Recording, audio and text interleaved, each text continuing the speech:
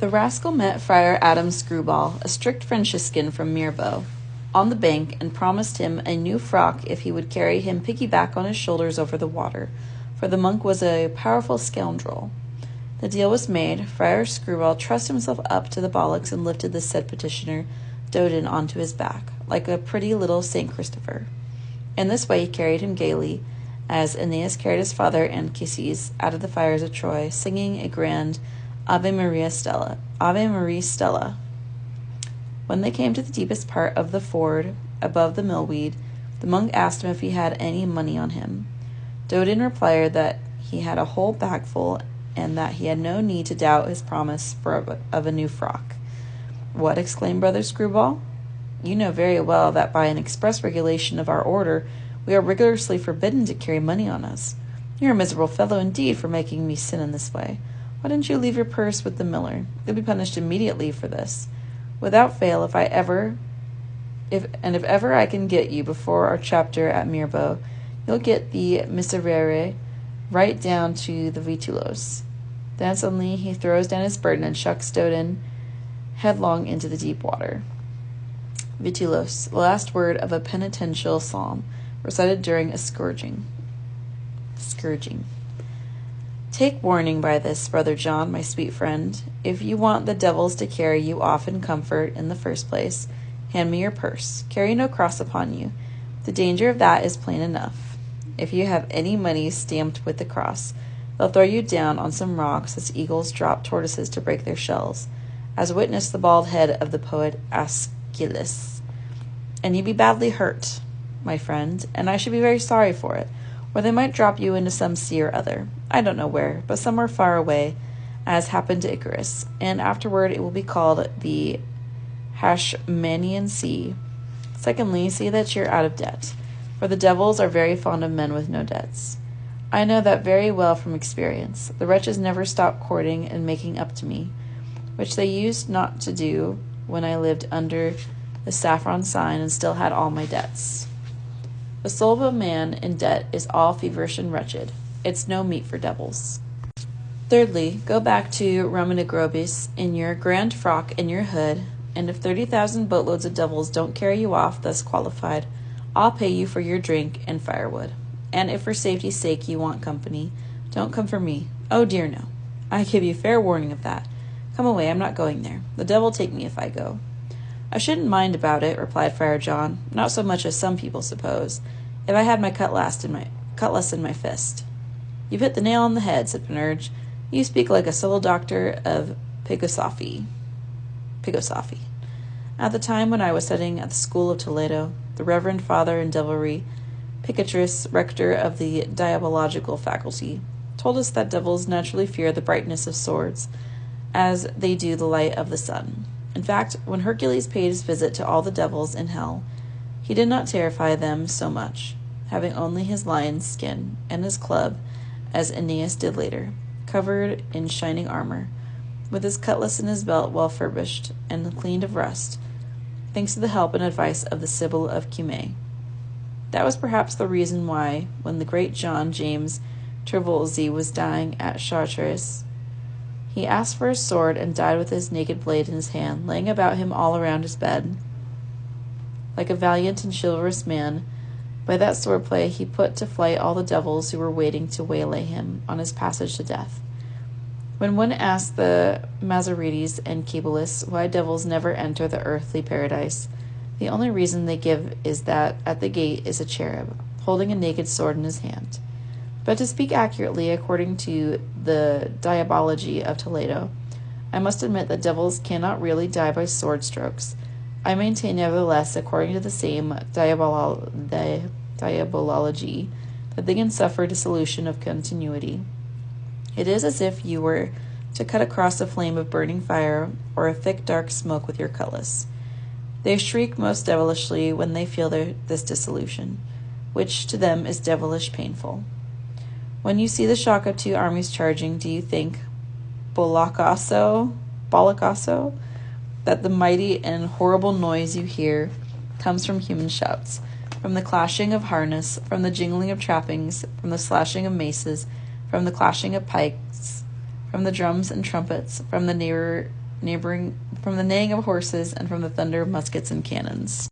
There is something in all that, of course, I must confess, but the most terrifying and loudest din of all comes from the howlings and lamentations of the devils, crowding in disorder to wait for the poor souls of the wounded, who receive unexpected sword strokes and suffer dissolution in the continuity of their aerial and invisible substances, in much the same way as lackeys, gobbling down bacon slices from the spit, get a rap over the knuckles from greasy fist the cook. And that makes them scream and howl like devils, just as when Mars was wounded by Diomedes before Troy. He cried out, according to Homer, more loudly and in more fearful alarm than 10,000 men could have done, all screaming together. But what am I talking about? We were speaking of furbished arms and bright swords. But your cutlass is in a very different condition, for by discontinuance of office and lack of exercise, it's rustier, I swear, than the lock of an old meat safe. So you've got a clear choice before you.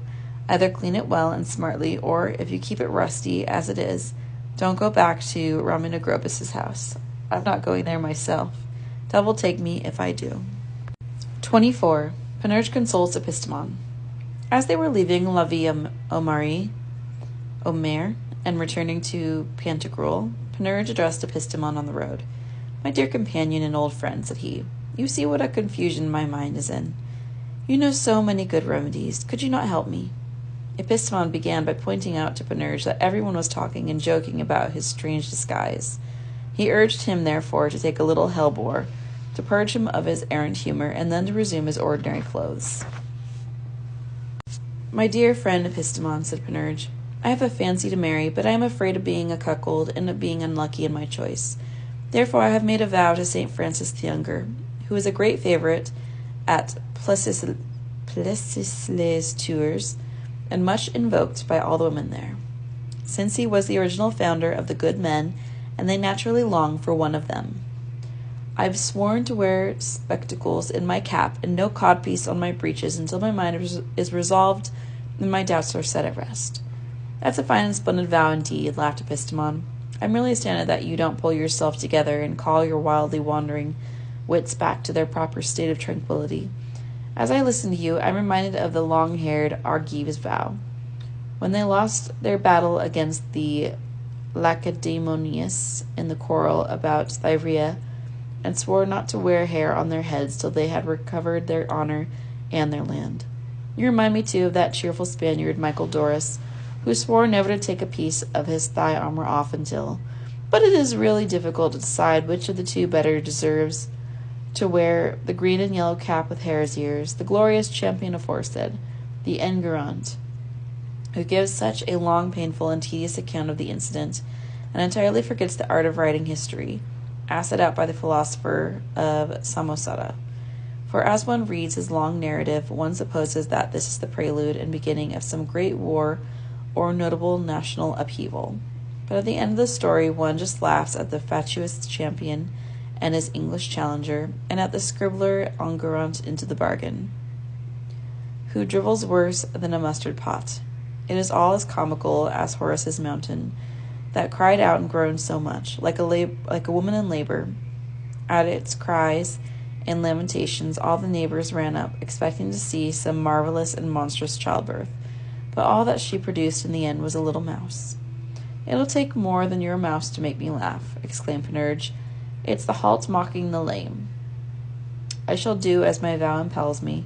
Long ago we swore faith and friendship together by Jupiter Philios, you and I. Now give me your advice. Ought I to marry or not? Indeed, the case is full of hazards, replied Epistemon. I feel far too inadequate to give a decision. If the dictum of old Hippocrates of Longo, that judgment is difficult, was true in the art of medicine, it is most true in this case. I have certainly one or two ideas in my mind that might give us a solution of your perplexity, but they do not satisfy me entirely. Some Platonists declare that anyone who can see his guardian spirit can read his destiny, but I don't very well understand their teaching, and I don't think that you ought to go by it. It is full of mistakes.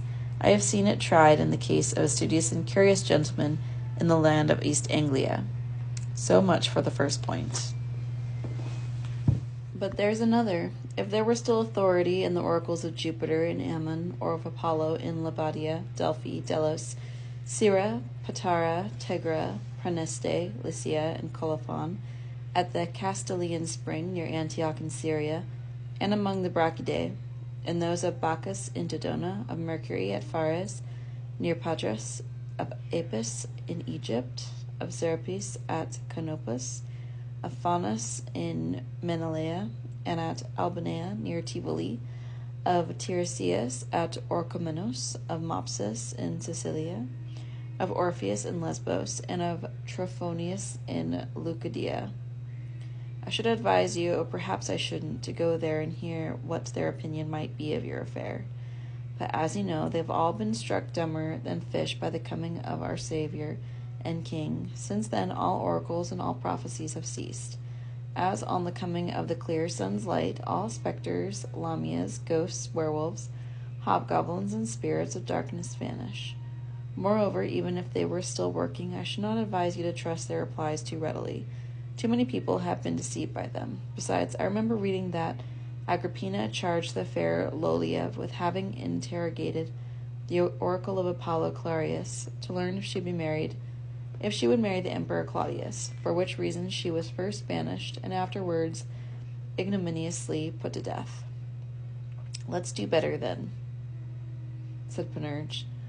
The Aegean islands are not far from the port of St. Malo.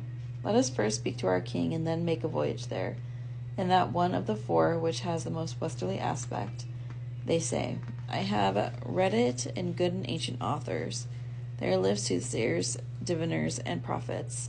There, as it's reported, lies Saturn bound to the hollow of a rock, with fine golden chains, fed on divine ambrosia and nectar, which are daily brought to him out of the skies by I don't know what kind of birds. It may be that they are the same ravens who fed St. Paul, the first hermit, in the desert. He plainly predicts, it is rumored, to anyone who wants to know it, his lot, his destiny, and what is going to happen to him. For there is nothing that the fates spin, nothing that Jupiter plans or thinks of, that the good Father does not know in his sleep. It would be a great saving of labor for us if we were to hear something from him about this difficult business of mine. That's too obvious an imposture, said Epistemon. Too fabulous a fable. I won't go. 25. Panurge consults Herr Trippa. But listen to me, Epistemon went on. Here's something you can do, even before we return to our king. If you'll take my advice, here, near the Isle Bouchard, lives Herr Trippa, and he, as you know, predicts all future events by the arts of astrology, geomancy, chiromancy, metamancy, and other sciences of the kidney. Let us consult him about your business.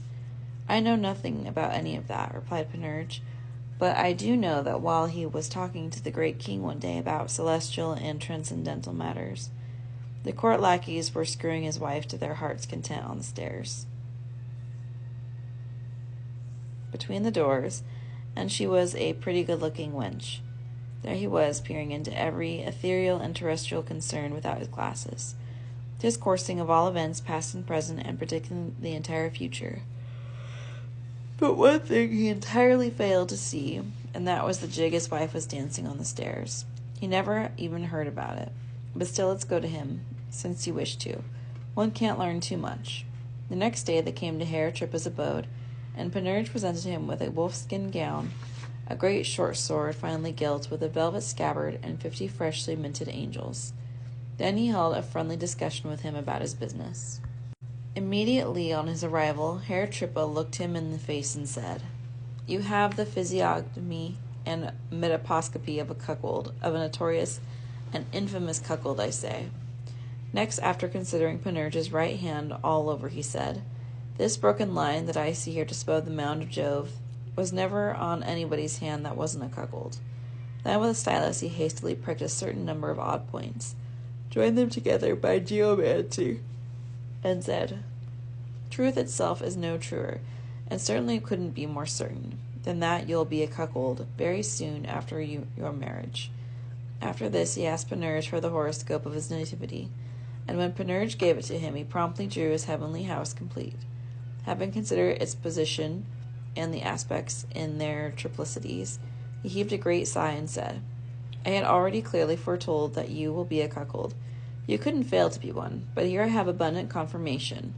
What is more, you'll be beaten by your wife, and she'll rob you, for I find the seventh house malignant in all its aspects, and exposed to the assaults of all the signs bearing horns, such as Aries, Taurus, Capricorn, and others. In the fourth I find Jupiter in decline, and a tetragonal aspect of Saturn, associated with Mercury. You'll be soundly peppered with the pox into the bargain, my good man. Shall I indeed? Answered Panurge. And may you catch a sound quartan og, you old fool, you foul doddering old idiot. When all the cuckolds come together, you'll carry the flag. Tell me, how did I get fleshworm between these two fingers? As he said this, he pointed his first and middle fingers straight at Herr Trippa, open in the form of a pair of horns, closing the rest into his fist, saying to Epistemon at the same time, Here you have the original of Marshall's Olus, who devoted his whole attention to watching and listening to the ills and miseries of others, while his wife kept a bawdy gambling house. As for this fellow, he's a lousier beggar than ever Iris was, yet he's more boastful, overbearing, and intolerable than 7 devils. In one word, he's a boastful beggar, as the ancients rightly called such worthless rabble. Come, let's leave this raving fool, this violent idiot, to drivel his belly full with his familiar devils. But I should take some convincing that the devils would be willing to serve such a scoundrel. He doesn't know the first point of philosophy, which is, know thyself. He's so proud of seeing the mote in another's eye that he doesn't see a great beam poking out both his own. He's the sort of busybody that Plutarch describes. He's another Lamia, who's had keener eyes than a lynx in strangers' houses, in public and out of doors, but was blinder than a mole in her own. She said nothing at home, for when she came in from outside into the privacy of her own room, she took her eyes out of her head, they being as easy to remove as spectacles, and hid them in a wooden shoe which hung behind the door. At these words, Herr Trippa picked up a tamarisk branch. That's the thing, said Epistemon. Nicander calls it the divining tree. Would you like a fuller knowledge of the truth? Asked Herr Trippa.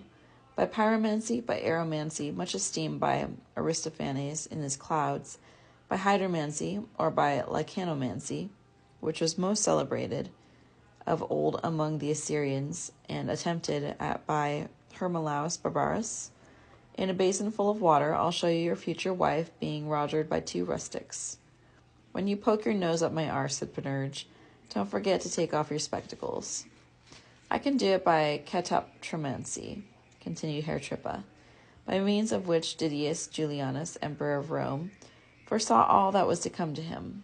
You'll need no spectacles. You'll see her being poked in a mirror as clearly as if I were to show her to you in the fountain of Minerva's temple near Patras, or by costinomancy, which was once religiously practiced among the ceremonies of the Romans. Let's have a sieve and tongs, and you shall seize devils.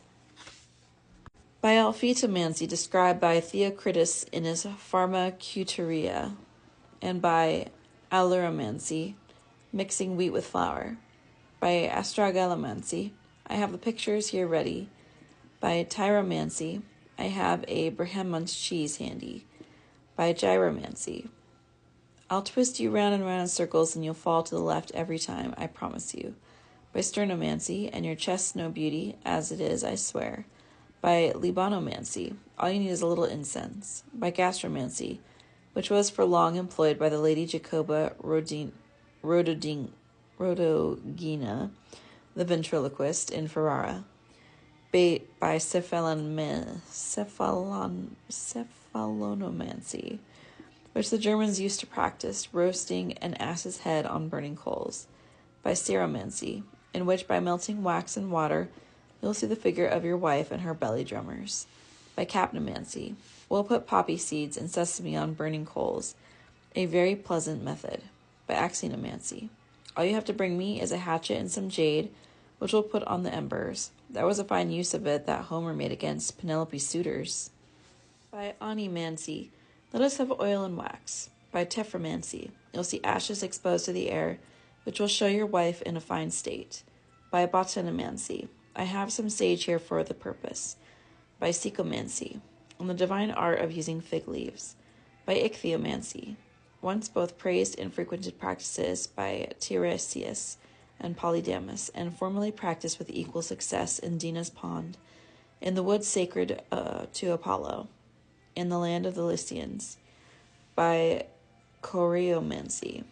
Bring us a herd of swine, and you shall have the bladder, by claromancy, as sure as they find the bean in the cake on the night before Epiphany, by anthropomancy, which was employed by Heliogabalus, emperor of Rome. This isn't a pleasant practice, but you'll stand it well enough, since you're fated to be a cuckold, by Sibylline stichomancy, by onomatomancy. What's your name? Chew turd, answered Panurge. Or perhaps by electiromancy. I'll draw a pretty circle here, and while you look on and consider, I'll divide it into 24 equal portions. On each, I'll place a grain of wheat, then I'll let a fine virgin cock loose among them. You'll see him eat the grains lying on the letters Coqusera, which means will be a cuckold. I promise you that. It's just as prophetical as it was in the Emperor Valens' time. When he wanted to know the name of his successor, the fatidic and electromantic cock ate the grains on the letters that were the first letters of the name Theodosius. Would you like to know the answers by the arts Araspicini or Exispicini? By auguries taken from the flight of birds, from the croaks of birds of omens, or from the dance of the gobbling ducks?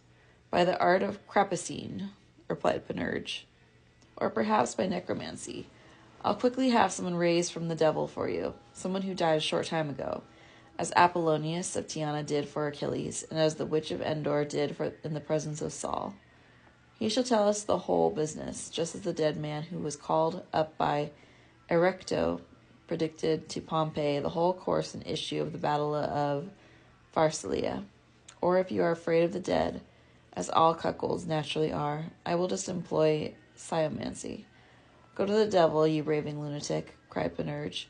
Get yourself buggered by an Albanian and earn yourself one of their pointed hats.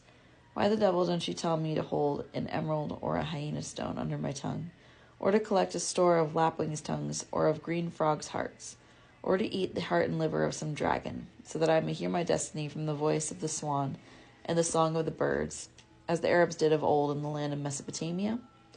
30 devils take the horned cuckold. To the devil with the heretic, the sorcerer, the wizard of Antichrist. Let's return to the king. I'm sure he'll be displeased with us if he ever hears that we've entered the den of this long-robed devil. I'm sorry I came, and I'd gladly give 100 nobles and 14 commodores on condition that the man who used to blow into the bottom of my breeches could light up that fellow's mustaches with his spittle. Good God! He's positively stunk me out with his vexations and his devilishness, with his charms and his sorcery. The devil fly away with him. Say amen, and let's go and drink. I shall be merry for 2 days. No, not for 4. 26. Panurge consults Friar John of the Hashes. Panurge was peeved by Herr Trippa's talk, and after they had passed the small town of Hoymes, he turned to Friar John, stuttering and scratching his left ear. Cheer me up a little, old cock, he said. I feel quite down in the dumps from that benighted idiot's claptrap. Listen, my dainty bollock bag. Stumpy bee, lumpy bee, dumpy bee, plated bee, leaded bee, milky bee, silky bee, caulked bee, veined bee, mastered bee, plastered bee, grotesque bee, arabesque bee, reinforced bee, heron bee, spit-like bee, ancient bee, confident bee, provident bee, calendared bee, embroidered bee, diapered bee, tinned bee, hammered bee, interlined bee, sworn bee, bourgeois bee,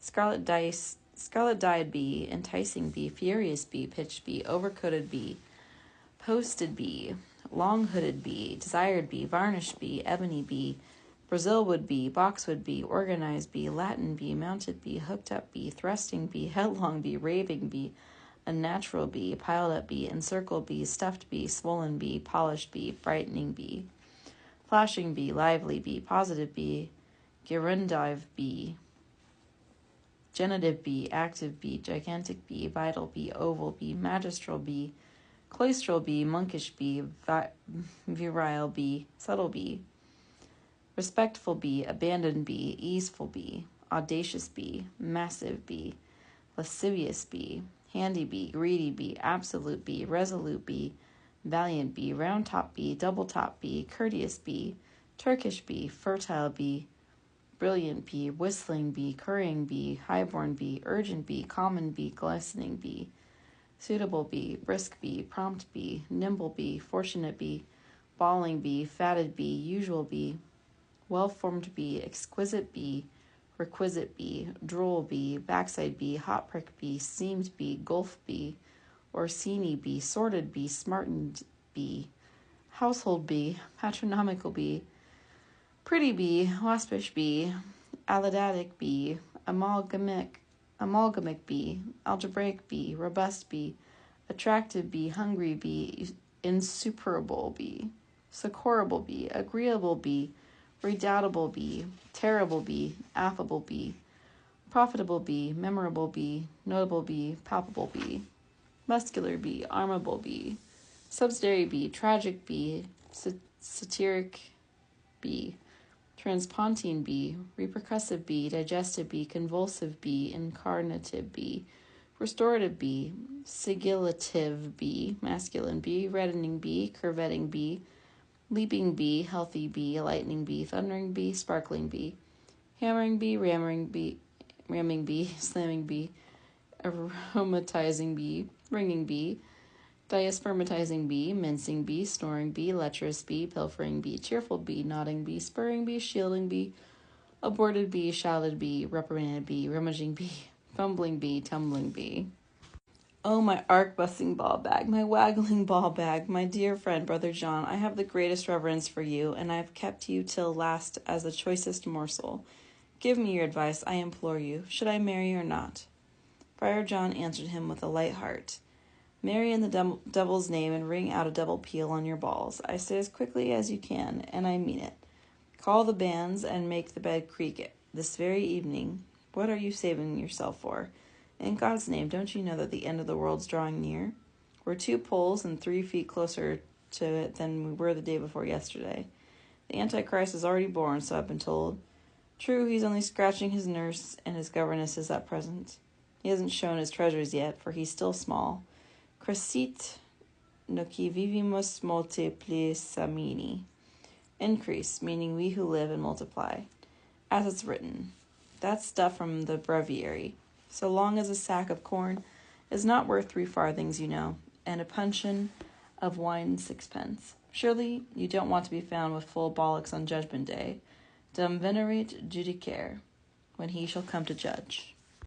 You have a very clear and serene mind, Brother John, my dear old cock, replied Panurge, and you speak to the point. That was the prayer that Leander of Abydos in Asia addressed to Neptune, and all the sea gods as he swam the Hellespont, to visit his mistress Hero, at Sestos in Europe. If on my way you keep me sound, who cares if I sink homeward bound? He did not want to die with his balls full. I'm quite determined that henceforth throughout my land of Salmagundia, whenever a criminal is sentenced to judicial execution for a day or 2 before, he shall be allowed to poke like a pelican until his spermatic vessels are so drained that there isn't enough in them to write the letter Y. Such precious stuff should not be foolishly wasted. Besides, he might beget a boy, and then he'd die without regret, leaving a man for a man. 27. Friar John gives Panurge some cheerful advice. By St. Rigomer, Panurge, my dear friend, said Friar John, I'm not advising you to do anything that I wouldn't do myself in your place. Only take care and precautions to carry on and continue your work. If ever you let up your lost, my poor fellow, you'll be in the same trouble as nurses get into. If they stop suckling, they lose their milk. If you don't give your John Thomas continuous exercise, it'll lose his milk and only be good for a pisser. In the same ways, your balls will be of no use to you except to fill your bag. I give you warning of that, my friend. I have seen it happen in the cases of several who couldn't when they would, because they hadn't when they could. Thus, by lack of usage, as the clerks say, all privileges are lost.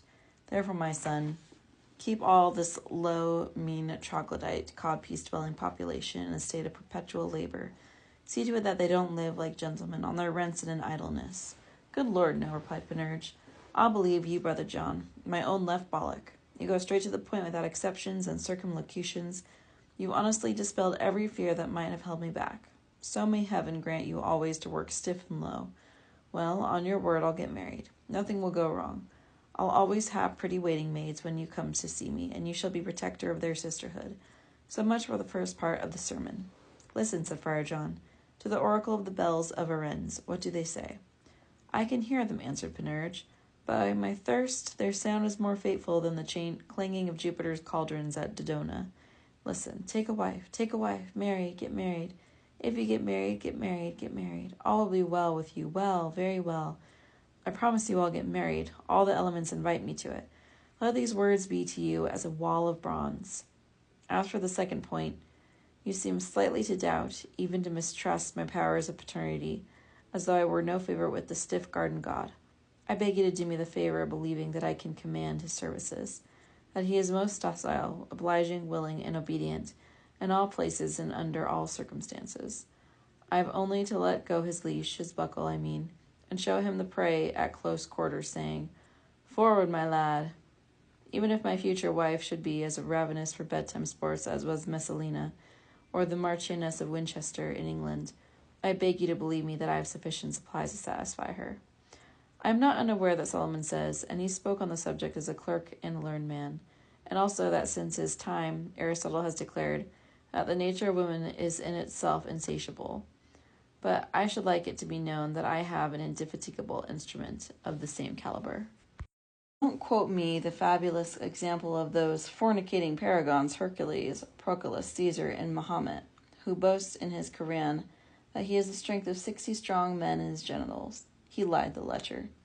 And don't tell me about that Indian that Theophrastus, Pliny, and Athenaeus make such a fuss about, who with the aid of a certain drug perform more than 70 times in a day.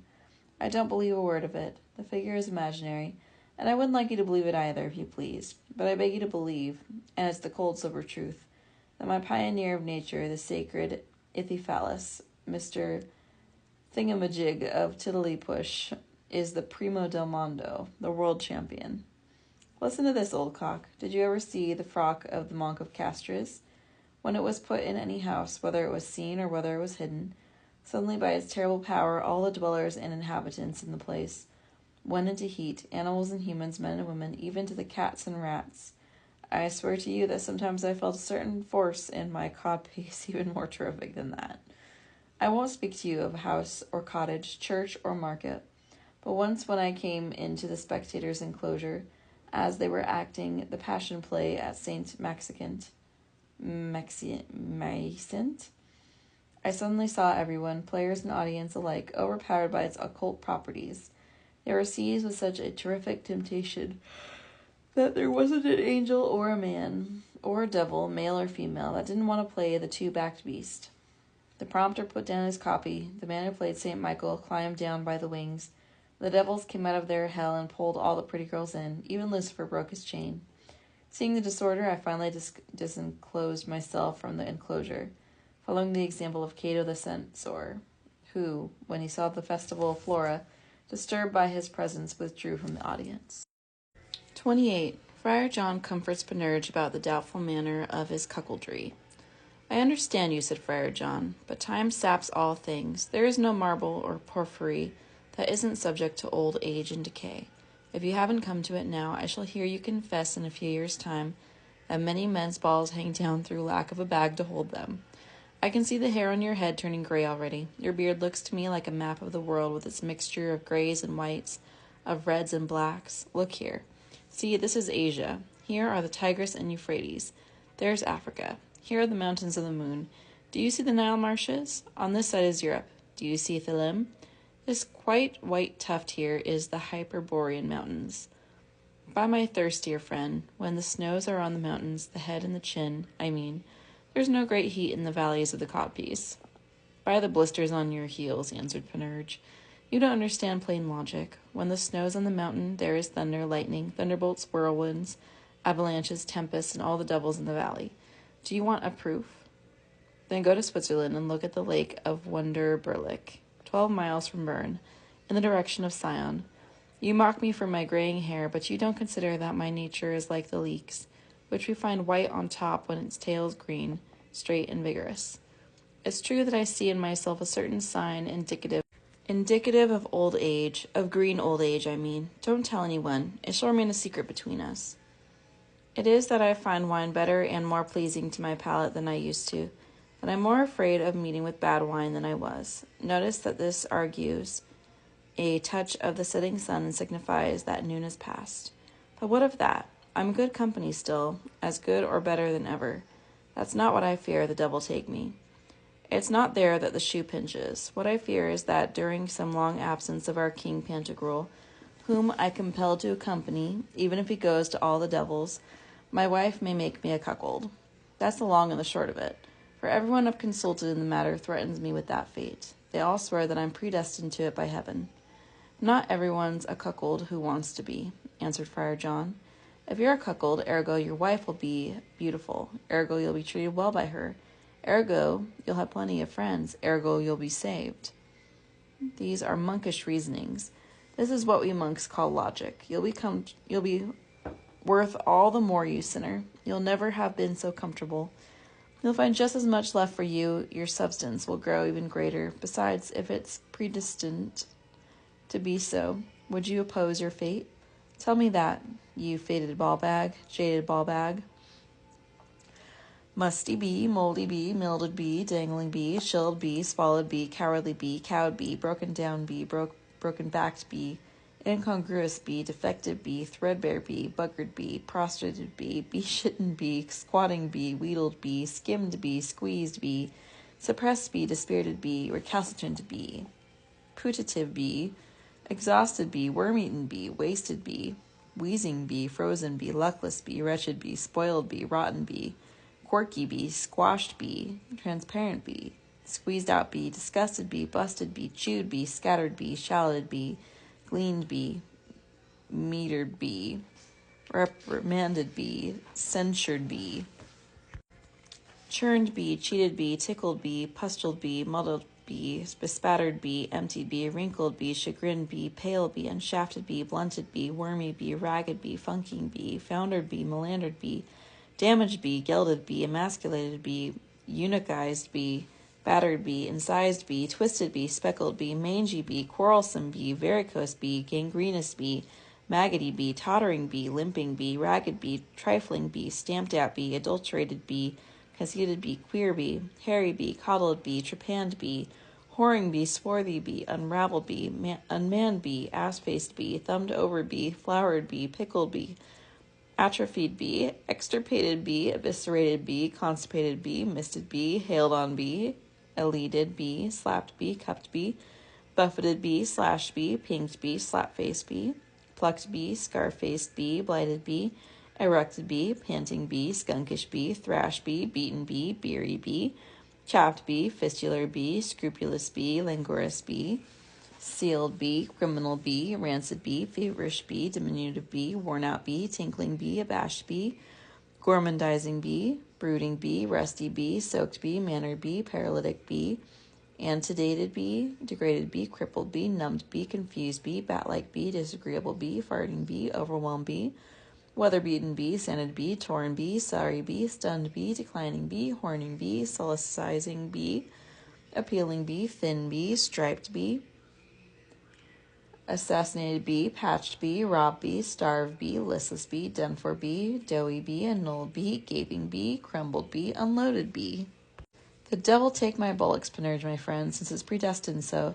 Do you want to make the planets go backward, to upset all the celestial spheres, to accuse the motive intelligences of error, to blunt the spindles, to argue with the spindle heads, to slander the bobbins, to discredit the reels, to condemn the spun thread, and unwind the skeins of the fates? A quartan og take you, old ball bag. You would be doing worse damage than the giants. Come here, old cock, and tell me, would you rather be jealous without reason, or a cuckold without knowing it?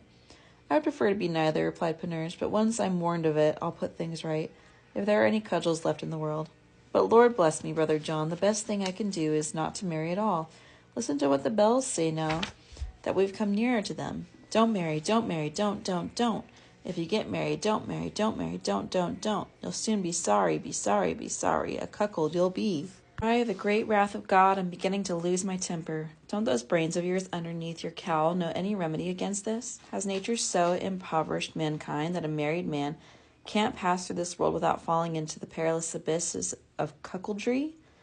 I'll teach you one expedient, said Friar John, which will prevent your wife from ever making you a cuckold without your knowledge and consent. I beg you to, my downy cock, said Panurge. Tell it to me now, my friend. Take the ring of Hans Carvel, said Friar John, jeweller to the King of Melinda. Hans Carvel was a learned, skilled, serious, and worthy man, a man of sound sense and judgment, courteous and charitable, an almsgiver and philosopher. He was merry also, and a good companion and wit. If ever there was one, but a little pot-bellied, with a slight waggle of the head, and rather unwieldy in his body, in his old age he married the daughter of the bailiff in Chancery. He was young, pretty, frisky, flirtatious, oncoming, and a good deal too charming to his neighbors and his servants.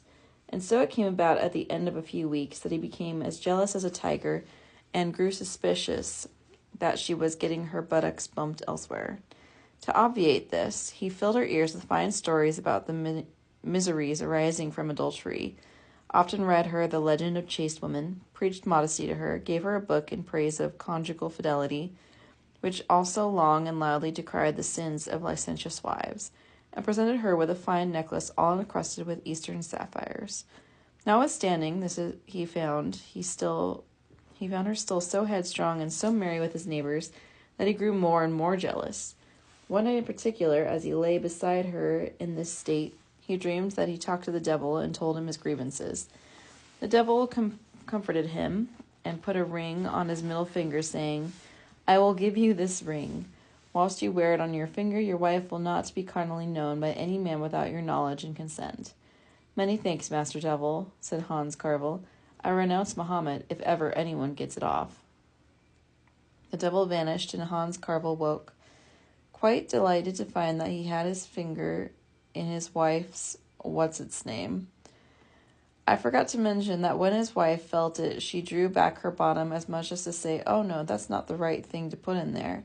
And then it seemed to Hans Carvel that someone was trying to rob him of his ring. Isn't that an infallible remedy? Follow his example then, and if you take my advice, you'll always keep your wife's ring on your finger. Here they came to the end of their conversation and their journey. 29. How Pantagruel summoned a meeting of a theologian, a doctor, a lawyer, and a philosopher to consider Panurge's perplexity. On their arrival at the palace, they gave Pantagruel an account of their journey and showed him Remy Negrobi's writings. After reading them and rereading them, Pantagruel said, I've never seen an answer that pleased me more. His meaning is concisely that in the matter of marriage everyone should be his own judge and take counsel with himself. That has always been my opinion, and I told you as much the first time you spoke to me on the subject. But you, as I remember, tacitly scorned my advice. I see that you are misled by philauti, by self-love, that is. Let us change our line of action. Now listen. Whatever we are and whatever we possess consists of three things, our soul, our body, and our goods. For the respective conversation of each of these three classes of persons are today ordained. Theologians for the soul, physicians for the body, and lawyers for the goods. My advice is that we invite here to dinner for next Sunday a theologian, a physician, and a lawyer. We will then confer with them together about your perplexity. By St. Bicalt, answered Panurge, that won't be any good. I can see that very well already. You yourself know how out of joint the world is. We put our souls into the keeping of theologians, who are for the most part heretics, our bodies into that of physicians, who all loathe medicaments and never take medicine, and our goods into that of lawyers, who never go to law with one another. You speak like a courtier, said Pantagruel, but I dispute your first point, seeing that the principal, indeed the sole activities of good theologians, are devoted to extirpating by words, deeds, and writing all errors and heresies. So far are they from being tainted by them that they expend their whole energies in implanting deep in the hearts of men the true and living Catholic faith. Your second point I commend, for good physicians so carefully observe the prophylactic and conservative rules of health in their own persons that they need never resort to its therapeutic and curative measures, which require the use of medicaments. Your third point I concede, for good lawyers are so busy with their pleadings and rulings in other men's cases that they have neither time nor leisure to attend to their own. Nevertheless, next Sunday let us have our father Hippothadius as our theologian, our master Rondabilis as our physician, and for our lawyer our friend Bridal Goose. But I am of the opinion that we should resort to the Pythagorean tetrad, and have in addition, as our fourth and extra, our trusty friend and philosopher Wordspinner. I stress this because your perfect philosopher, one such as Wordspinner, gives positive answers to all questions laid before him, gives orders, carpellim, that we have all four of them next Sunday to dinner. I don't think you could have chosen better in the whole country, said Epistemon. I am not thinking only of each one's perfections in his own province, which are beyond every hazard of judgment, but over and above that because Rondabilis is married and formerly wasn't. Hippothadius formerly wasn't and isn't still. Bridal Goose has been and isn't now, and Wordspinner is and was once before. I will relieve Carpellim of one of his tasks. I will, if you agree, go and invite Bridal Goose, who is an old acquaintance of mine. I have to speak to him about the profit and advancement of an honest and learned son of his, who is studying at Toulouse under the tutelage of the most learned and virtuous Boisson. Just as you like, said Pantagruel, and find out if I can do anything for the advancement of the son and the dignity of the master Boisson, whom I love and respect as one of the ablest men in his profession today. I will most willingly do him a service. 30. Hippothadius, theologian, gives Panurge advice on the subject of his marriage. Dinner was no sooner ready on the following Sunday than the guests arrived, with the exception of Bridal Goose, deputy governor of Fons-Baton. When the dessert was brought in, Panurge said with a deep bow, Gentlemen, it is only a question of one word. Should I marry or not? If you can't relieve me of my doubt, then it's insoluble, like one of the insolubilia, the insoluble problems, in Pierre de Ali's book. For you're all picked, chosen, and sieved, each one in his respective profession, like so many fine peas on a sifter. At Pantagruel's invitation, Father Hippothadius began, amidst bows from all the company, and he replied with incredible modesty, My friend, you ask us for advice, but first you should so consult with yourself. Do you feel in your body the importunate pricking of the flesh? Most strongly, replied Panurge. If it does not offend you, father. It doesn't, my friend, said Hippothadius. But in this trouble, have you God's gift and special grace of continence? Gracious me, no, replied Panurge. Then marry, my friend, said Hippothadius, for it is far better to marry than to burn in the fire of concupiscence.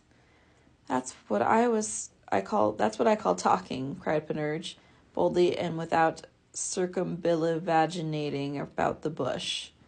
Thank you very much, my noble father. I'll get married without fail, and very soon I invite you to my wedding.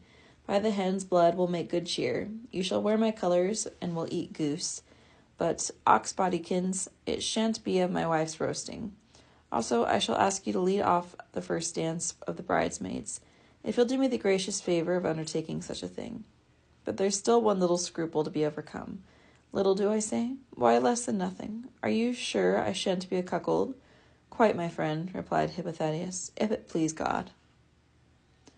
Oh, the Lord help us, exclaimed Panurge. Where are you driving me to, good people?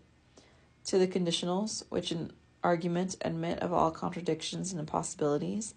If my Transalpine mule should fly, my Transalpine mule would have wings. If God pleases, I shan't be a cuckold, and if God pleases, I shall. Gracious, if it were a proviso that I could prevent, I shouldn't despair at all. But you refer me to God's privy council, to the court of his petty pleas. Which way do we Frenchmen take to go there? I think it would be best for you not to come to my wedding, worthy father. The noise and bustle of the wedding guests would break your train of thought. You like rest, silence, and solitude. I really don't believe you'll come. And then you're a poor dancer, and you'd be too bashful to lead off the first dance. I'll send you some pork rissoles up to your room, and the wedding favors too. You'll drink to our health, if you will. My friend, said Hippothadius, take my words in good part, I beg of you. Am I doing you any wrong when I say to you, if it please God? Were those bad words? Is that a blasphemous or scandalous proviso? Does it not do honor to the Lord, our Creator, Protector, and Preserver? Does it not recognize him as the sole giver of all good? Does it not declare that we all depend on his goodness? that without him we are nothing, that we are worth nothing and can do nothing, if his holy grace is not infused into us? Does it not put a canonical qualification on all our enterprises, and refer everything that we propose to the dispositions of the divine will on heaven as in earth, on earth as in heaven? Is it not the true sanctification of his blessed name? My friend, if God pleases, you won't be a cuckold.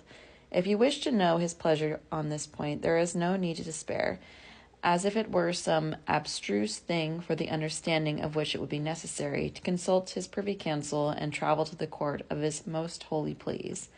The good God has done us the favor of revealing, announcing, declaring, and openly stating his pleasure to us in the Holy Scriptures. You will find there that you will never be a cuckold. That is to say, your wife will never be a lewd woman, if you take the daughter of honest parents who has been brought up in virtue and honesty, who has only haunted and frequented the company of moral people, who loves to please God by faith and the observance of his holy commandments, who fears to offend him and lose his favor through faithlessness and the transgression of his divine law, by which adultery is sternly forbidden. For a woman is commanded to cleave to her husband alone, to cherish him, serve him, and love him entirely next to God. To reinforce these commands, you, on your side, will maintain her in conjugal affection, continue in your integrity, show her a good example, and live modestly, chastely, and virtuously at home, as you would have her do on her side. For as the mirror that is considered good and perfect is not the one most profusely decorated with gilding and precious stones, but the one that truly reflects the object set before it, so the most estimable of wives is not one who is rich, beautiful, well-dressed, and of noble extraction, but one who, with God's help, strives hardest to keep herself in good grace and to conform to her husband's way of life. Consider that the moon does not take her light from Mercury or Jupiter or Mars, or any other planet or star that may be in the sky. She receives none but from the sun, her husband, and from him receives no more than he gives her by his aspect and radiations. So you will be to your wife a pattern and example of virtue and goodness, and you will continually implore the grace of God to protect you both. You would have me then marry the virtuous woman described by Solomon, said Panurge, twisting the ends of his moustache. But she's dead, without a shadow of a doubt. I never saw her that I know of. The Lord forgive me. Many thanks all the same, father. Eat this piece of marzipan. It will help you with your digestion. Then drink a cup of bread hippocras. It is healthy and good for the stomach. Let us proceed. 31. How Rondibulus the physician advised Panurge. The first word, continued Panurge, spoken by the man who was gelding the brown monks at Sassenach after he had dealt with Friar Hotier, was, "Next, please." "That's what I say. Next, please. Now, my lord and master Rondibulus, pray polish off my question. Ought I to marry or not?" "By the ambling of my mule," answered Rondibulus. "I don't know what answer to give to that question. You say that you feel in you the pricking strings of sensuality. I find in our theory of medicine, and we base our belief on the decisions of the ancient Platonists, that carnal concupiscence is restrained by 5 means. By wine." "I can believe you," said Friar John. "When I'm properly drunk, I want to do nothing but sleep." "I mean," said Rondibulus, "by wine taken immoderately, for from intemperance in wine there comes to the human body a chilling of the blood, a slackening of the sinews, a dissipation of the generative seed, a dulling of the senses, and an impairment of the movements, all of which are hindrances to the act of generation. Indeed, you see Bacchus, the drunkard's god, portrayed beardless and in woman's dress as if completely effeminate and a gelding eunuch. It is different with wine taken in moderation. The ancient proverb demonstrates that when it says that Venus catches cold when not accompanied by Ceres and Bacchus, and it was the opinion of the ancients, according to Diodorus Siculus's account, and particularly of the Lampasines, as Pausanias affirms, that Master Priapus was the son of Bacchus and Venus. Secondly, by certain drugs and plants which render a man frigid, put him under a spell, and make him incapable of the act of generation.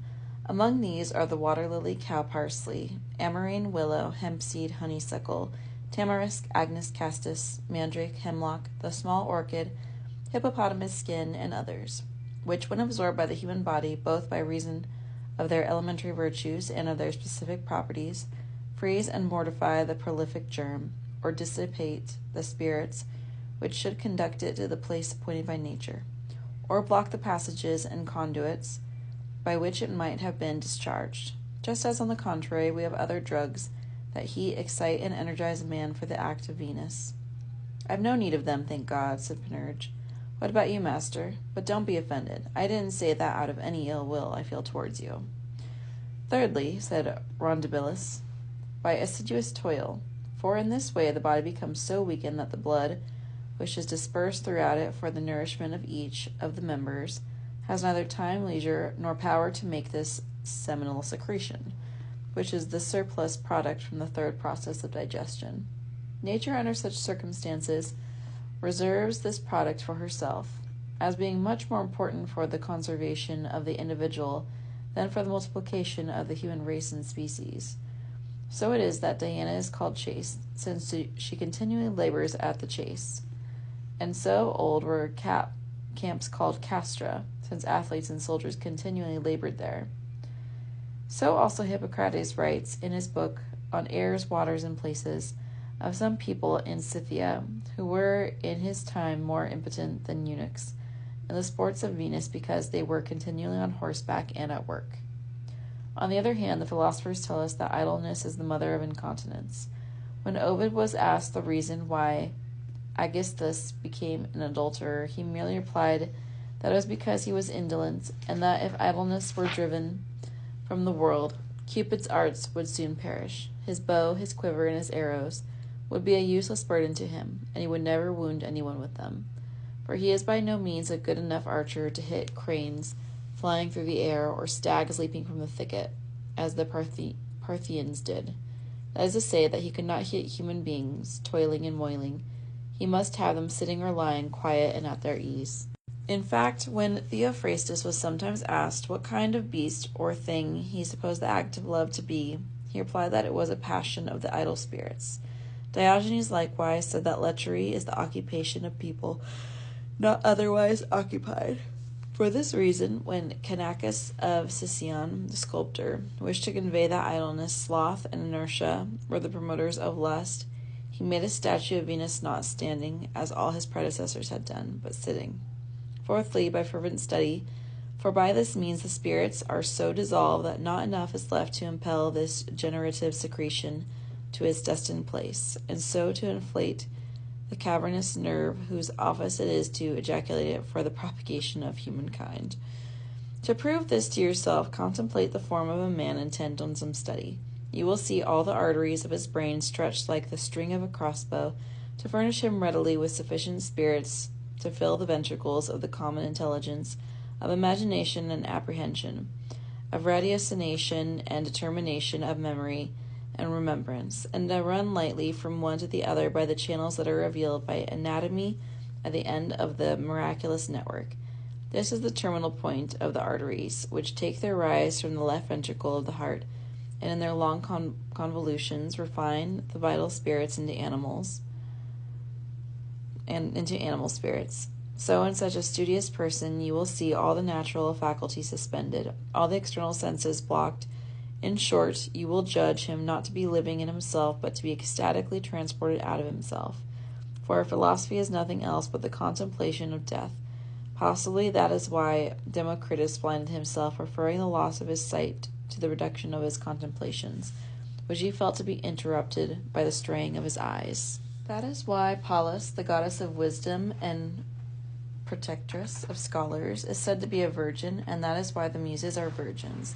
That is why the Graces remain perpetually chaste. And I remember having read that Cupid, when sometimes asked by his mother Venus why he did not attack the muses, used to reply that he found them so beautiful, so pure, so modest, so bashful, and continually occupied, one in the contemplation of the stars, another in the calculation of numbers, another in the measurement of geometrical bodies, another in rhetorical invention, another in poetical composition, another in the arrangement of music, that when he drew near them, he unstrung his bow, closed his quiver, and put out his torch, since they made him shy and afraid of injuring them.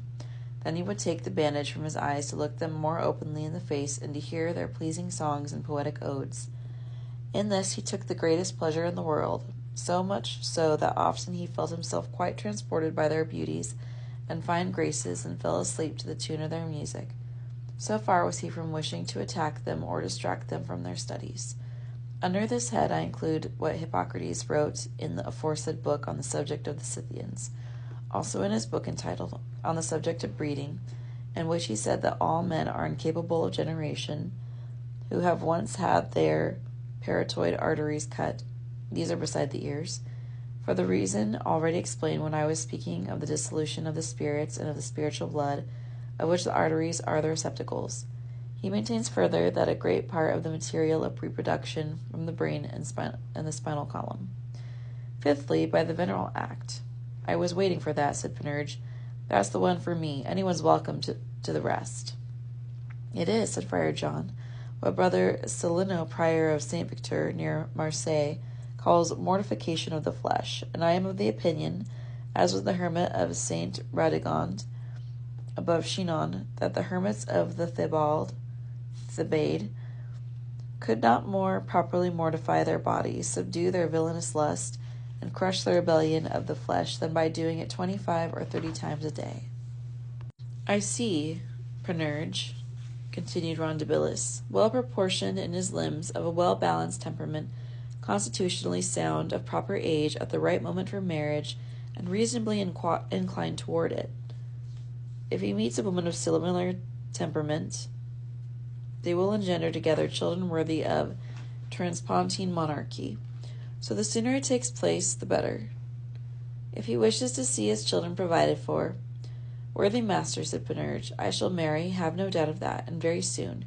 During your learned speech, this flea that I have in my ear has been tickling me more than ever it did. I invite you to the feast. We'll make good cheer, and more than that I promise you. You will bring your wife, if you please, with her neighbors, that's understood, and there shall be good sport all around. 32. Rondebilis declares that cuckoldry is one of the natural attributes of marriage. There remains, said Panurge, one small point to clear up. You have as sometimes seen on the banner of Rome, SPQR, si peu que rien. Almost nothing, that is. Shan't I be a cuckold? By the harbor of refuge, exclaimed Rondebilis. What are you asking me, if you'll be a cuckold? My friend, I am married, and you'll be married shortly. Just write this phrase on your brain with an iron pen, that every married man is in danger of being a cuckold. Cuckoldry is one of the natural attributes of marriage. The shadow doesn't follow the body more naturally than cuckoldry follows married people. When you hear these words spoken of a man, he is married. If you add that therefore he has been or will be or may be a cuckold, you won't be accounted an unskilled reader of natural consequences. By the bowels of all the devils, shouted Panurge, what are you saying to me? My friend, replied Rondebilis, once when Hippocrates was traveling from Lango to Polystylo to visit Democritus, the philosopher, he wrote a letter to his old friend Dionysius, begging him during his absence to take his wife to the house of her parents, honest people of good reputation, since he did not wish her to remain alone at home. Even so, he asked his friend to watch carefully over her and spy on where she went with her mother and on who visited her at her parents' house. Not that I distrust her virtue and modesty, he wrote, which I have tested and proved in the past, but she is a woman, that's all. The nature of women, my friend, is depicted for us by the moon, in this respect among others, that they conceal themselves, restrain themselves, and dissemble in the sight of the presence of their husbands. When these are absent, they take their advantage, give themselves a good time, roam, gad about, lay aside their pretenses, and come into the open, just as the moon, when in conjunction with the sun, does not appear in the heavens or on earth, but when most distant from the sun shines in her plenitude and appears full, notably in the night time. Thus all women are just women. When I say women, I speak of a sex so frail, so variable, so easily moved, so inconstant and imperfect that, in constructing woman, nature seems to me to speak of her with all honor and reverence, to have lapsed badly from the intelligence she showed in the creation and shaping of all other things. Having reflected on the matter over 100, no 500 times, I do not know what other conclusion to come to, except that when she shaped woman, she had far more thought for the social delectation of man and the perpetuation of the human race than for the perfection of the individual female. Indeed, Plato does not know in what way to class them, whether as reasoning animals or brute beasts, for nature has placed in a secret and interior place in their bodies an animal, an organ that is not present in men, and here there are sometimes engendered certain salty, nitrous, caustic, sharp, biting, stabbing, and bitterly irritating humors, by the pricking and painful itching of which, for this organ is all nerves and sensitive feelings, their whole body is shaken, all their senses transported, all their passions indulged, and all their thoughts confused, so that if nature had not sprinkled their foreheads with a little shame, you would see them more insanely chasing the codpiece than ever the Proetides did, or the Mimolonides, or the Bacchic Thyriades, on the day of the Bacchanals. For the terrible animal has a close connection with all the principal parts of the body, as is evident in anatomy. I call an animal in adherence to the doctrine both of the academics and the peripatetics. For if self-motion is a sure indication that a thing has life, as Aristotle writes, and if everything that moves of itself is to be styled animal, Plato has every right to call it an animal, since he recognizes in it its own proper motions of suffocation, precipitation, corrugation, and indignation, motions so violent that often they deprive a woman of all other sense and movement. It is as if she were in a faint, a swoon, an epilepsy, an apoplexy, or true simulation of death. What is more, we find in it a manifestation, discrimination, and sense. Women feel it turn from bad smells and follow what is fragrant. I know that C.L. Galen endeavors to prove that these are not its own proper movements, but accidental, and that others of his school labor to demonstrate that it possesses no sensible discrimination in smells, but merely a variable response, depending on the diversity of odoriferous substances. But if you studiously examine their propositions and arguments and weigh them in the balance of Critolaus, you will find that in this manner and many others they have spoken out of sheer frivolity and from a wish to criticize their elders, rather than out of any affection for the truth.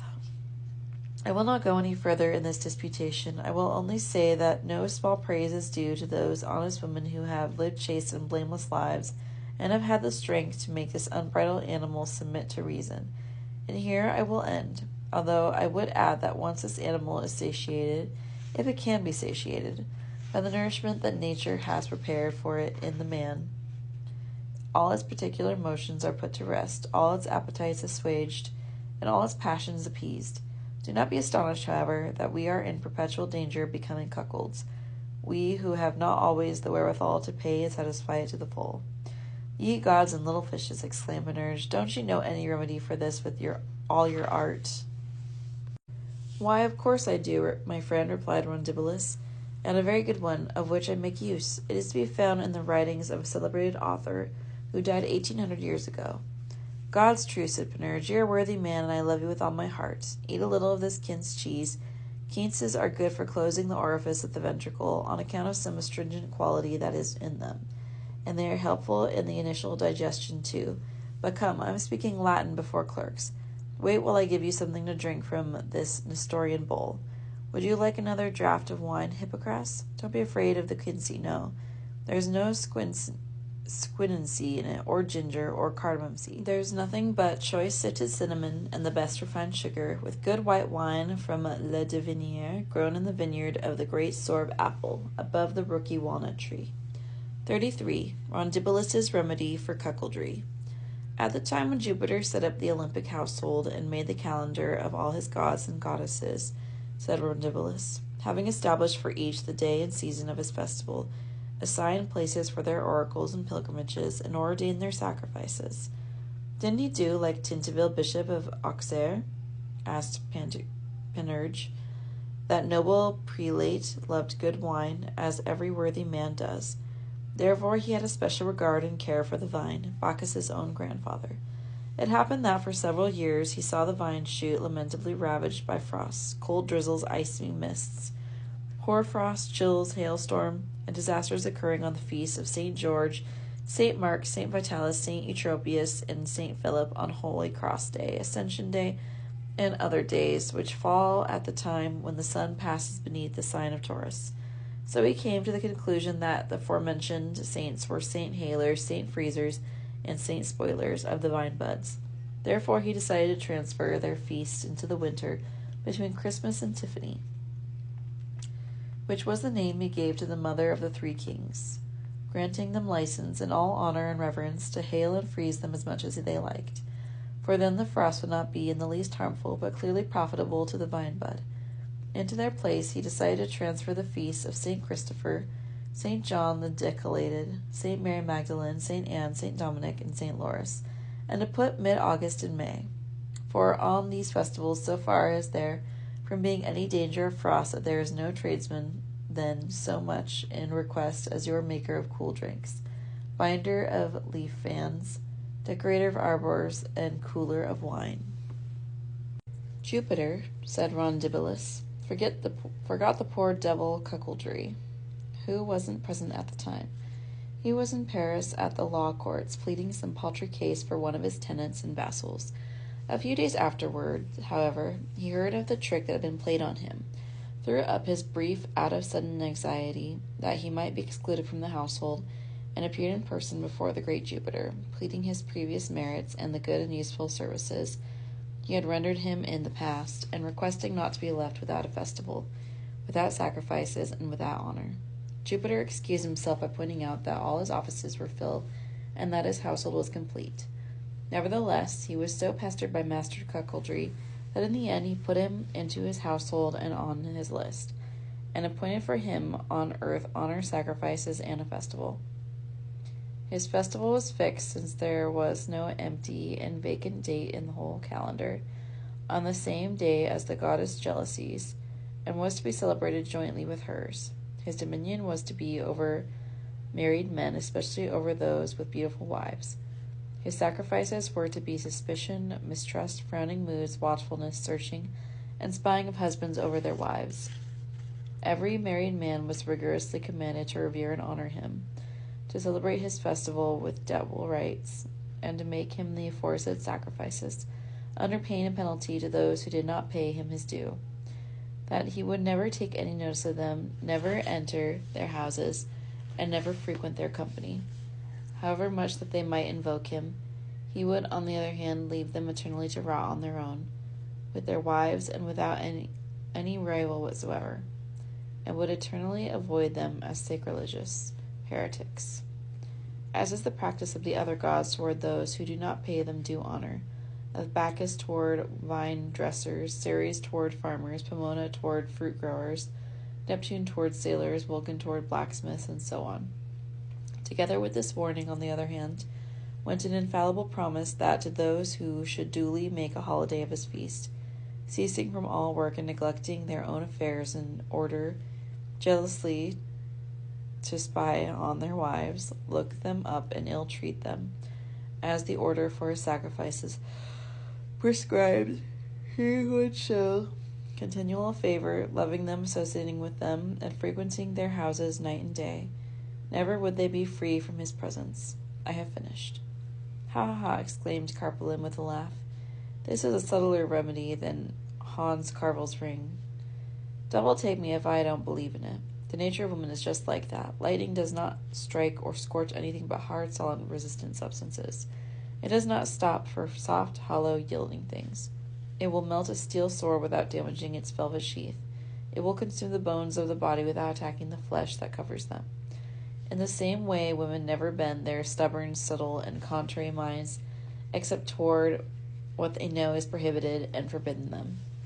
To be sure, said Hippothadius, some of our doctors say that the first woman in the world, whom the Hebrews call Eve, would scarcely have yielded to the temptation to eat the fruit of all knowledge if it had not been forbidden.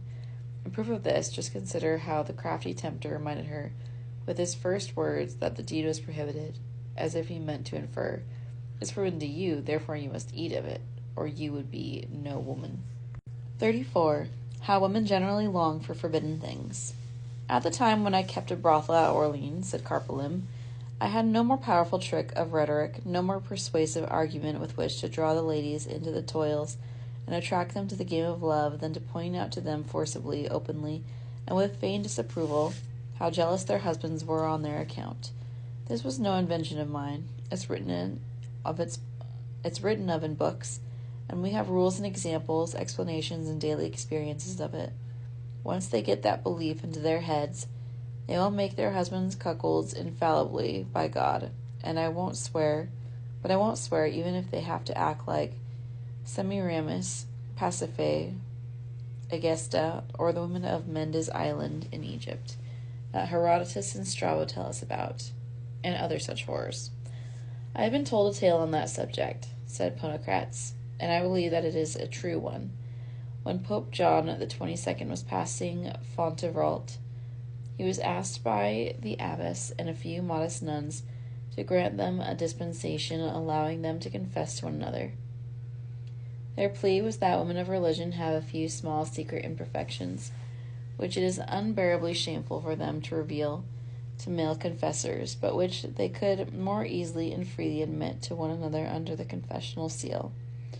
There is no favor that I wouldn't willingly grant you, said the Pope, but I can see a difficulty here. A confession, as you know, has to be kept secret, and you women would not be likely to keep quiet about anything that you heard. We are very good at keeping quiet, said they. We're a good deal better at it than men are. That same day the Holy Father left a box in their keeping, which contained a small linnet. This he gently entreated them to put in some safe and secret place, promising on his papal oath to grant them their request if they would keep it safely concealed. At the same time he rigorously enjoined them on no account to open it, under pain of ecclesiastical censure and eternal excommunication. No sooner had he pronounced his prohibition than their minds were all in turmoil of impatience to see what was inside, and they could hardly wait for him to be out of their gates before getting busy with it. The Pope was not more than 3 yards from the abbey when the good ladies all rushed in a crowd to open the forbidden box and see what was inside. Next day the Pope visited them for the purpose, as they supposed, of granting them their indulgence, but before beginning his speech he ordered his little box to be brought to him. It was duly brought, but the little bird was no longer in it, whereupon he pointed out that they would find it too hard to keep confessions to themselves, since they had not, even for so short a time, kept their fingers off the box, which had been so strictly entrusted to them. My worthy master, you are heartily welcome. I have greatly enjoyed listening to you. Praise be to God for all good things. I hadn't seen anything of you since you acted at Montpellier with our old friends, Anthony Saporta, Guy Bougier, Balthazar Noyer, Toilette, John Quentin, François Robinet, John Perdrier, and François Rabelais, in the moral comedy of The Man Who Married a Dumb Wife. I was there too, said Epistemon. The good husband wanted her to speak, and, thanks to the art of the physician and the surgeon, who cut a string that she had under her tongue, she did speak, but once she had her speech back, she spoke such a lot that her husband returned to the physician for a cure to make her quiet. The physician replied that medically it was impossible to make a woman speak, but that there was no medical way of making one silent. The only defense against this interminable female chattering, he said, was deafness in the husband. By the use of some charm or another, the poor wretch lost his hearing, and when his wife saw that he was deaf, and that she was talking to no purpose, since he could not hear her, she went raving mad. Then, when the physician asked for his fee, the husband made out that he was too deaf to understand what was wanted. So the physician threw some powder or another on his back, which drove him out of his wits too. Then the half-witted husband and the raving wife joined forces and gave the doctor and the surgeon such a battering that they left them half dead. I've never laughed as much as I did at that farce. Let's return to our mutton, said Penurge, translated from gibberish into French. Your speech means that I ought boldly to get married and not worry about being made a cuckold. There wouldn't be many trumps in that hand of cards. What's more, Master Doctor, something tells me that on my wedding day you'll be detained elsewhere by your patients and won't be able to attend. I excuse you. Stercus et urina medici sunt prandiam prima, ex alis palaias, ex istis colliga grana. Excrement and urine are fine meals for a doctor. From the one he gathers chaff and grain from the other. You're misquoting, said Rondibulus. The second verse goes, Nobis sunt signa, vobis sunt prandia digna. To us they are signs, to you they are sound meat. If my wife were ill, I would, before proceeding further, examine her water, said Rondibulus, feel her pulse, and look at the state of her lower belly and umbilical parts, as Hippocrates ordains in his second book of Aphorisms, number 35. No, said Panurge, that's not to the point. That's for us lawyers who have the rule de ventre insipiciendo about the inspection of the belly. I'll prepare a rhubarb suppository for her myself. Please don't neglect your more urgent business elsewhere. I'll send you some rissoles to your house, and you shall always be our friend. Then he went up to him, and without saying a word, put 4 rose nobles in his hand. Rondibulus took them most eagerly, but said with a start, as if offended, He, my dear sir, it really wasn't necessary. Thank you all the same. From wicked people I never take anything. From honest people I never refuse anything. I am always at your service. So long as I pay you, said Panurge. That's understood, replied Rondibulus. 35. How Wordspinner the philosopher handles the difficulty of marriage. After this conversation, Pantagruel said to Wordspinner the philosopher, My trusty friend, the torch now passes into your hands. It's now your turn to reply. Should Panurge marry me or not? Both, replied Wordspinner. What are you saying to me? Asked Panurge. What you heard, replied Wordspinner. What did I hear? Demanded Panurge. What I said, replied Wordspinner. Ha, laughed Panurge. Is that where we've got to? I pass. All the same, ought I to marry or not? Neither, replied Wordspinner. Devil take me, exclaimed Panurge, if my wits aren't softening, and may he carry me off if I understand you. Wait, I'll put my spectacles over this left ear of mine, so as to hear you better. At this moment Pantagruel saw at the door of the hall Gargantua's little dog, which he had called Kine, after Tobit's dog in the Bible. So he said to the assembled company, Our king is not far away, let us stand up. No sooner had he spoken than Gargantua entered the banqueting hall, and everyone arose to make him a bow. After graciously saluting the company, Gargantua said, My good friends, you will do me the favor I beg of you, not to leave your seats or interrupt your discussion. Bring me a chair up to this end of the table and give me something to drink to the health of the company. You are all very welcome. Now tell me, what was it that you were discussing? Pantagruel replied that at the bringing in of the dessert, Panurge had posed a problem, to wit, whether he should marry or not. That Father Hippothadius and Master Rondibulus had already delivered their answers, that just as he had entered the hall of the loyal Wordspinner was replying, and that the first time Panurge had asked him, Ought I to marry or not? He had answered both together, and the second time he had said neither nor. Now Panurge is protesting against these conflicting and contradictory answers, he concluded, and objects that he can't understand a word of them. I believe that I understand, though, said Gargantua, that this answer is like the ones given by an ancient philosopher when asked whether he had a certain woman whose name they gave him to his wife. I have her, he answered, but she hasn't got me. I possess her, but I am not possessed by her. A similar answer was made by a Spartan servant girl, said Pantagruel. When she was asked whether she had ever had intercourse with a man, she answered never, but that occasionally men had had intercourse with her. Said Rondibulus, let us put it as neuter in medicine and amine in philosophy, going to both extremes and avoiding both extremes, and by division of time, swinging now to one extreme, now to the other. The holy apostle seems to me to have put it more plainly, said Hippothadius, when he said, Let those that are married be as if they were not married, those who have wives be as if they had no wives. I interpret having and not having a wife in this way, said Pantagruel, that to have a wife is to have her for the purpose for which nature created her, that is, for the aid, pleasure, and society of a man.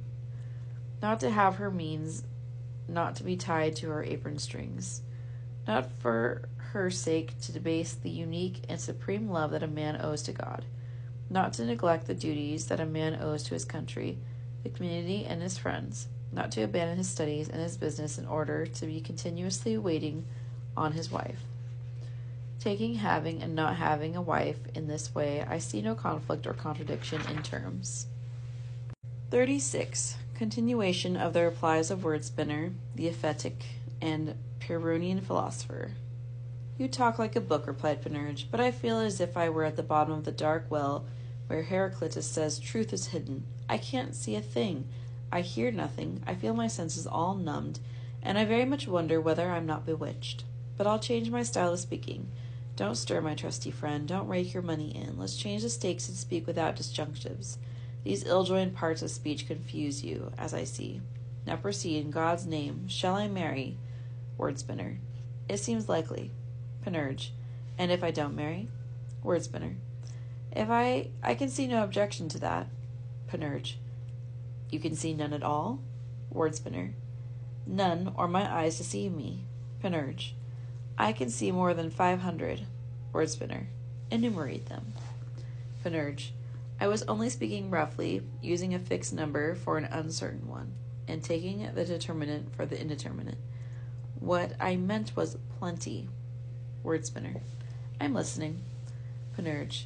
I can't do without a wife. By all the devils, I can't. Wordspinner. Away with the foul beasts. Panurge.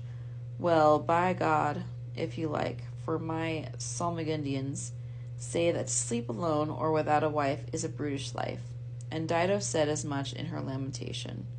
Wordspinner. I'm at your service. Panurge. Odds bodikins, I'm grateful to you. Now shall I get married? Wordspinner. Possibly. Panurge. Shall I do well by it? Wordspinner. According to the circumstances. Panurge. Then if the circumstances are favorable, as I hope, shall I be happy? Wordspinner. Fairly. Panurge. Let's turn it the other way, against the grain. What if I meet with bad circumstances? Wordspinner. Don't blame me. Panurge. But advise me, please. What shall I do? Wordspinner. Whatever you like. Panurge. That's hocus pocus. Wordspinner. None of your invocations, I beg of you. Panurge. Very well, in God's name be it. All I want is for you to advise me. What do you advise me to do? Wordspinner. Nothing. Panurge. Shall I marry? Wordspinner. I wasn't there. Panurge.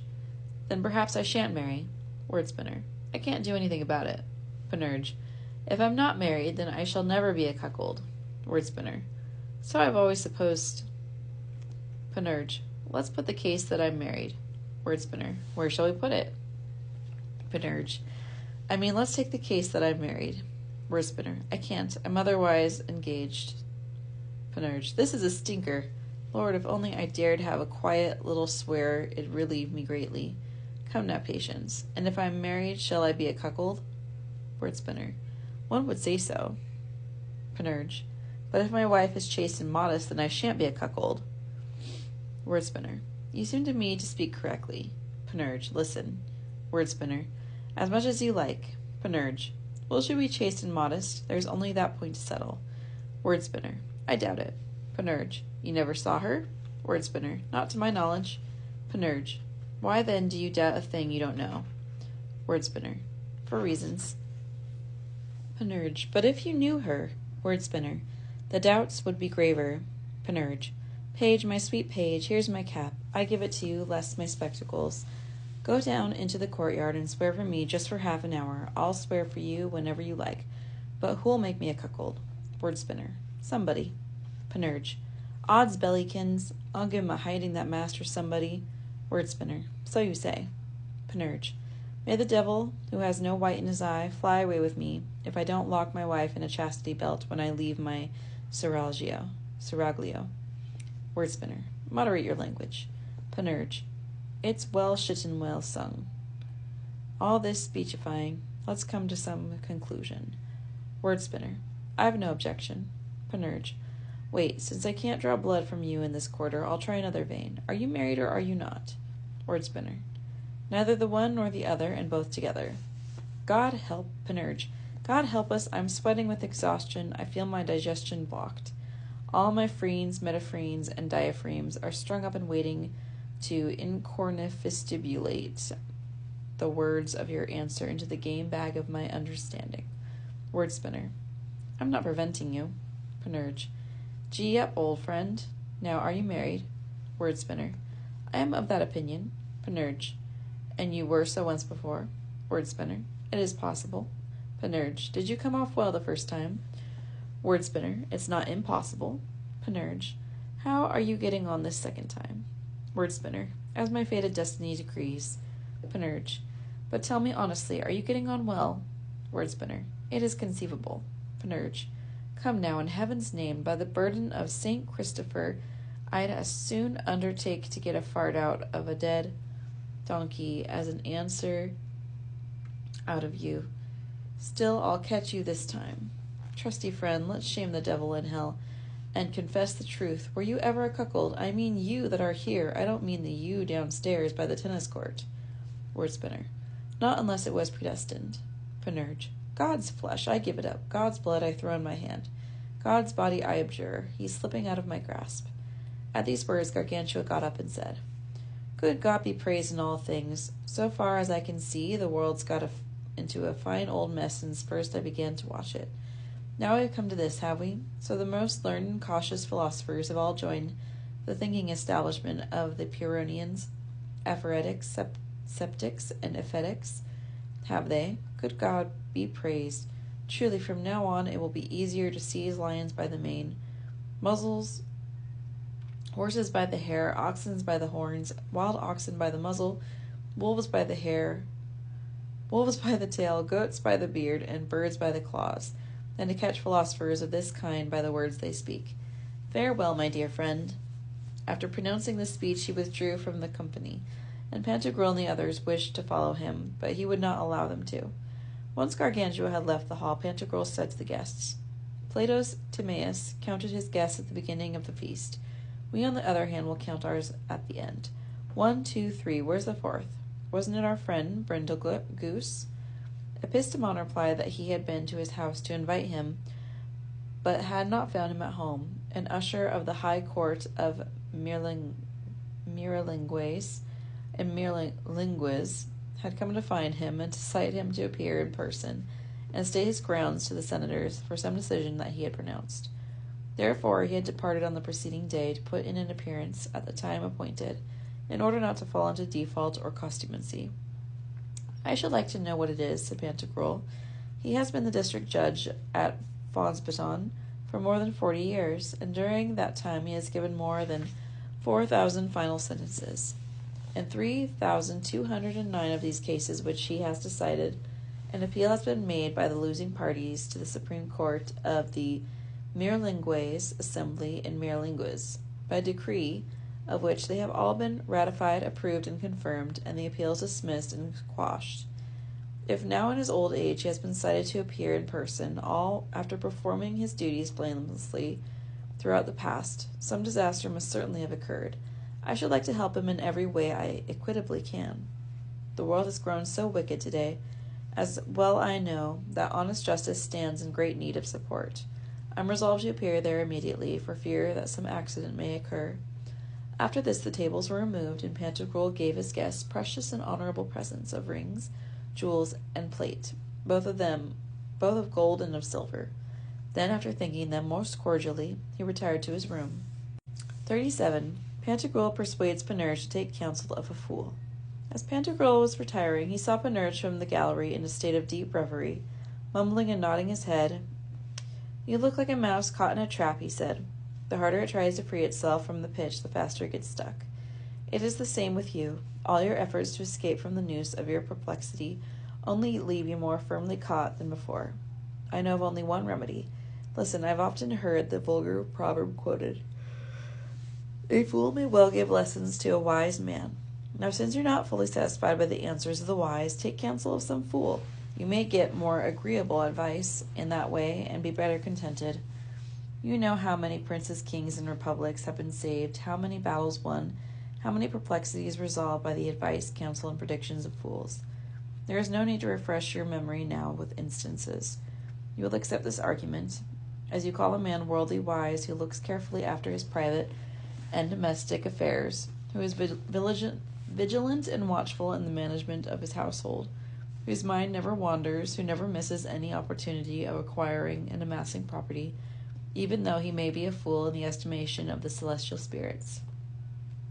So in order to be wise in their eyes, wise, I mean, in knowing and foreknowing by divine inspiration, and fit to receive the gift of divination, A man must forget himself, rise above himself, rid his senses of all earthly affection, purge his spirit of all human solicitude, and view everything with unconcern, all of which are commonly supposed to be symptoms of folly. Hence it was that the great prophet Faunus, the son of Picus, king of the Latins, was styled Patus by the common herd. Hence it is that when the strolling players distribute their parts, the role of fool and jester is always played by the most skilful and perfect actor in the company. Hence it is, so astrologers assert, that the same horoscope may preside over the births of a king and a fool. They give the example of Aeneas of Choroebus, whom Euphorion declares to have been a fool, for they were born under the same influences. I shall not be wandering from the point if I tell you a remark of Giovanni Andrea on the subject of a clause in a certain papal decree addressed to the mayor and citizens of La Rochelle, and Panormitanus's subsequent comment on the same clause. I will quote Barbatius as well as the subject of the Pandex, and the most recent pronouncement of Jason in his Concilia on Saint John, a famous fool of Paris and grandfather of Caillet. The case is this. In Paris, among the cook shops by the Petit Châtelet, a porter was standing in front of a roast meat stall eating his bread in the steam from the meat, and finding it thus flavored very tasty. The cook let this pass, but finally, after the porter had gobbled his last crust, he seized him by the collar and demanded payment for the steam out from his roast. The porter answered that he had done no damage to his meat, had taken nothing of his, and was not his debtor in any way. The steam in question was escaping outside, and so, in any case, was being lost. No one in Paris had ever heard of the smoke from a roast being sold in the streets. The cook replied that it wasn't his business to nourish porters on the steam from his meat, and swore that if he wasn't paid, he'd confiscate the porter's pack hooks. The porter drew his cudgel and prepared to defend himself. The altercation grew warm. Gaping Parisians assembled from all quarters to watch the quarrel, and fortunately, among them was Saint John, the town fool. When he saw him, the cook asked the porter, "Are you willing to accept the noble Saint John's decision in our dispute?" "Yes, by the goose's blood I am," replied the porter. Then, after hearing their argument, Saint John ordered the porter to take a piece of silver out of his belt, and the porter thrust an old coin of Philip's reign into his hand. Saint John took it and put it on his left shoulder, as though to feel if it were full weight. Then he rang it on the palm of his left hand, as if to see that it was a good alloy.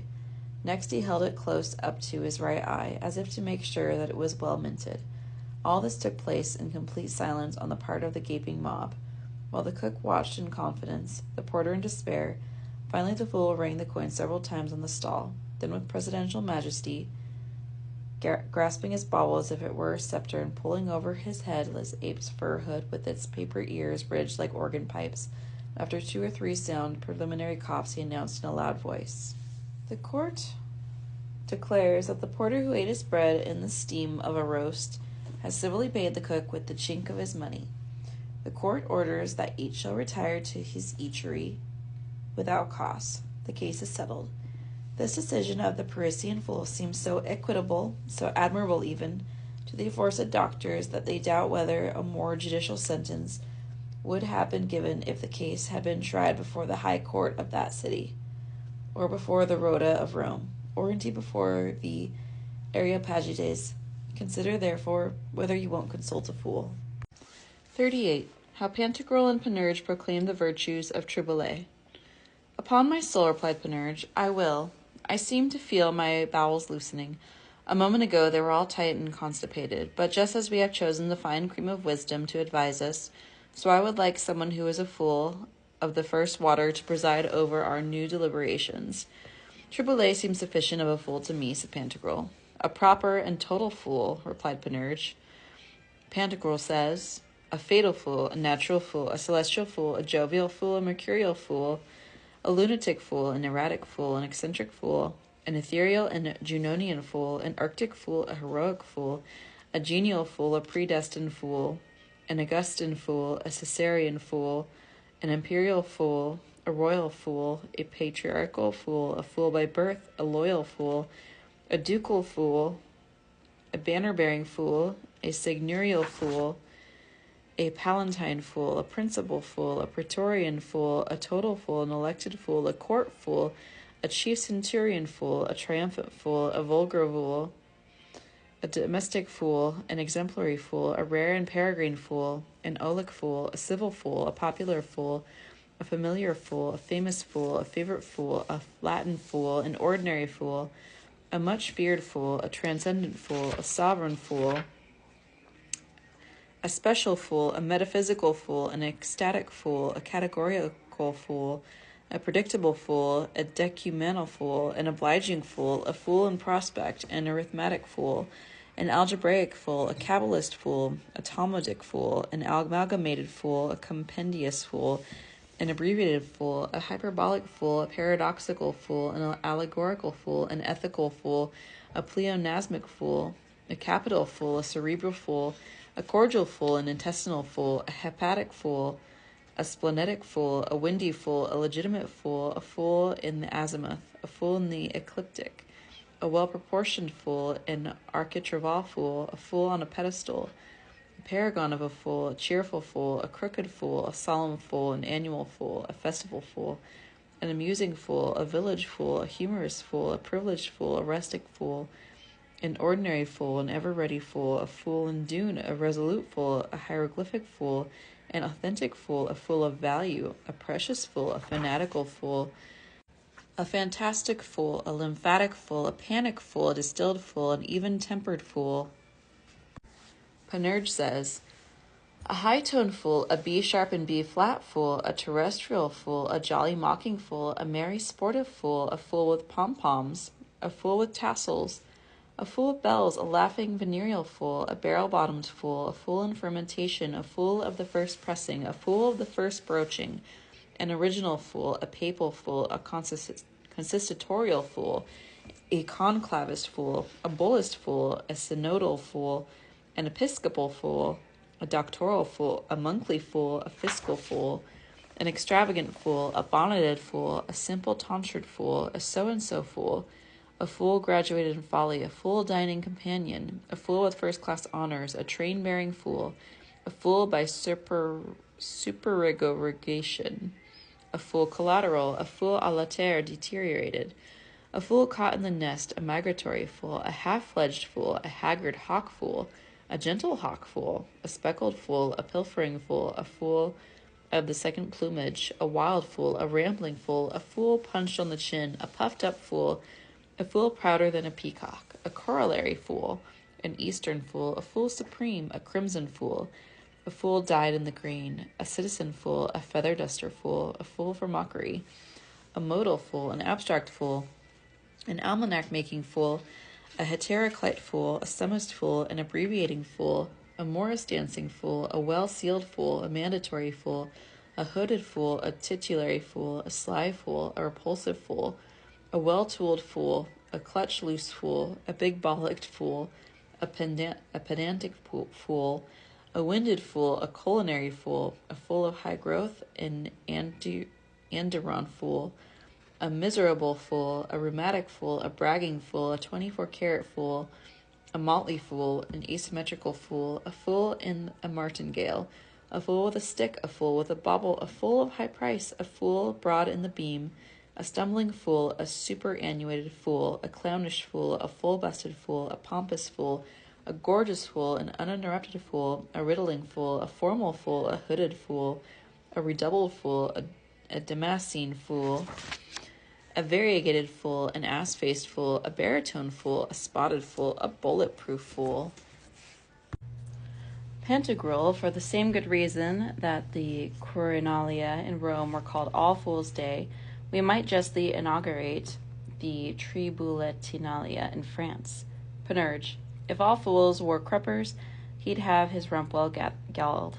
Pantagruel, if he were the god Fatus we've spoken of, the husband of the goddess Fatua, his father would be Bonadies and his mother Bonadea.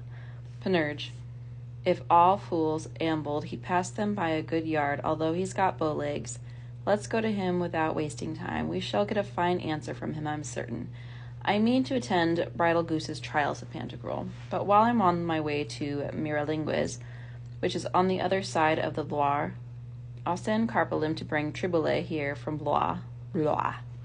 So Carpelin was dispatched, and Pantagruel, accompanied by his servants, Panurge, Epistemon, Ponocrates, Friar John, Gymnast, Rhizotome, and the rest, took the road for Mirlinguis.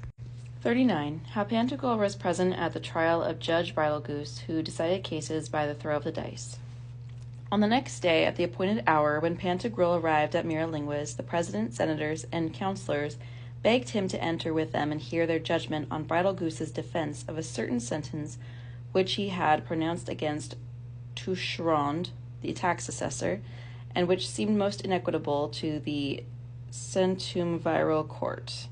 Pantagruel willingly accepted their invitation. He found Bridlegoose seated in the middle of the judicial enclosure, offering no other reason or excuse except that he was now old and that his sight was not as good as it had been. He further pleaded several of the misfortunes and calamities concomitant upon old age, as recorded by Archie de LXXXBJC Tanta.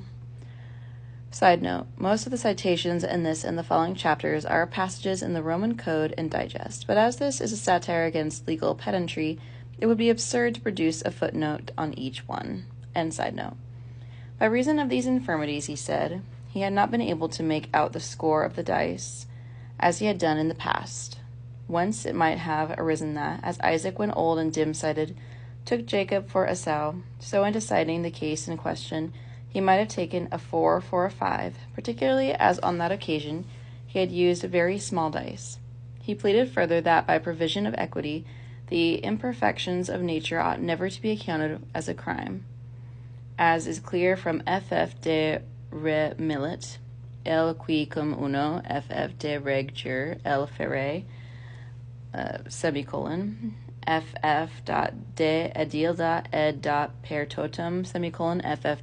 de term ma L divus Adrianus resolute perlude ro in L severo, and F.F.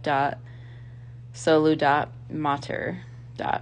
Anyone who took the opposite view, therefore, would be accusing not the man but nature, as is evident in L.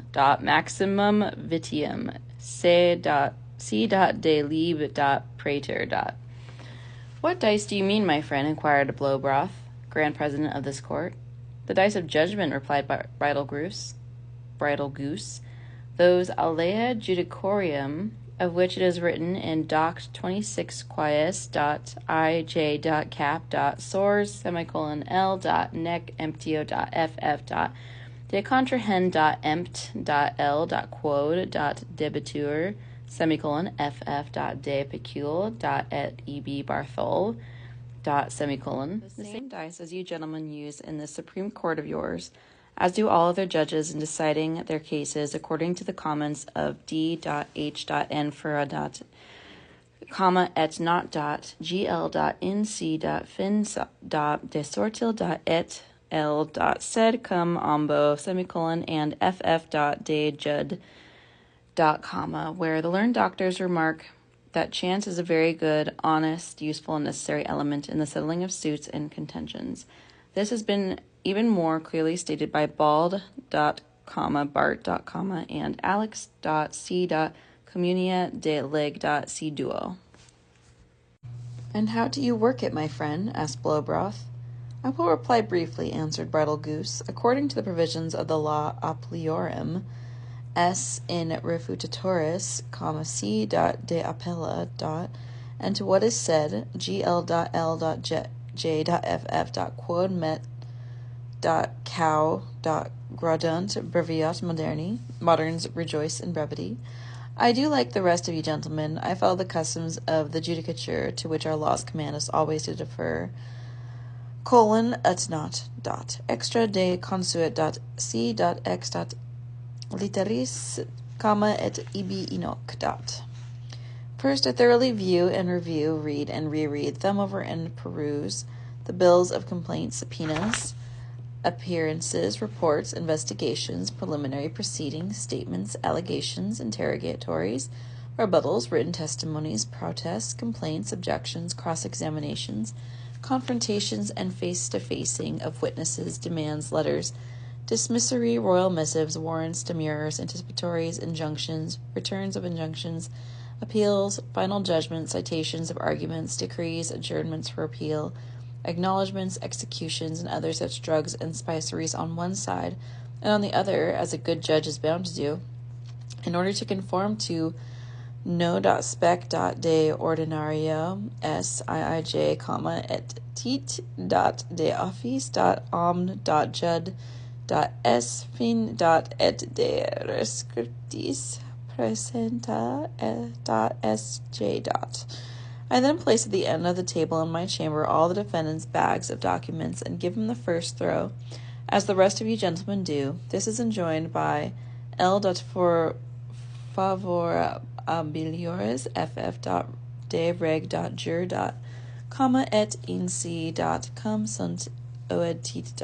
lib.vj, which says, cum sunt partium jura obscura, reo favendum est potius, quam actori, when the laws obscure favor the defendant rather than the plaintiff.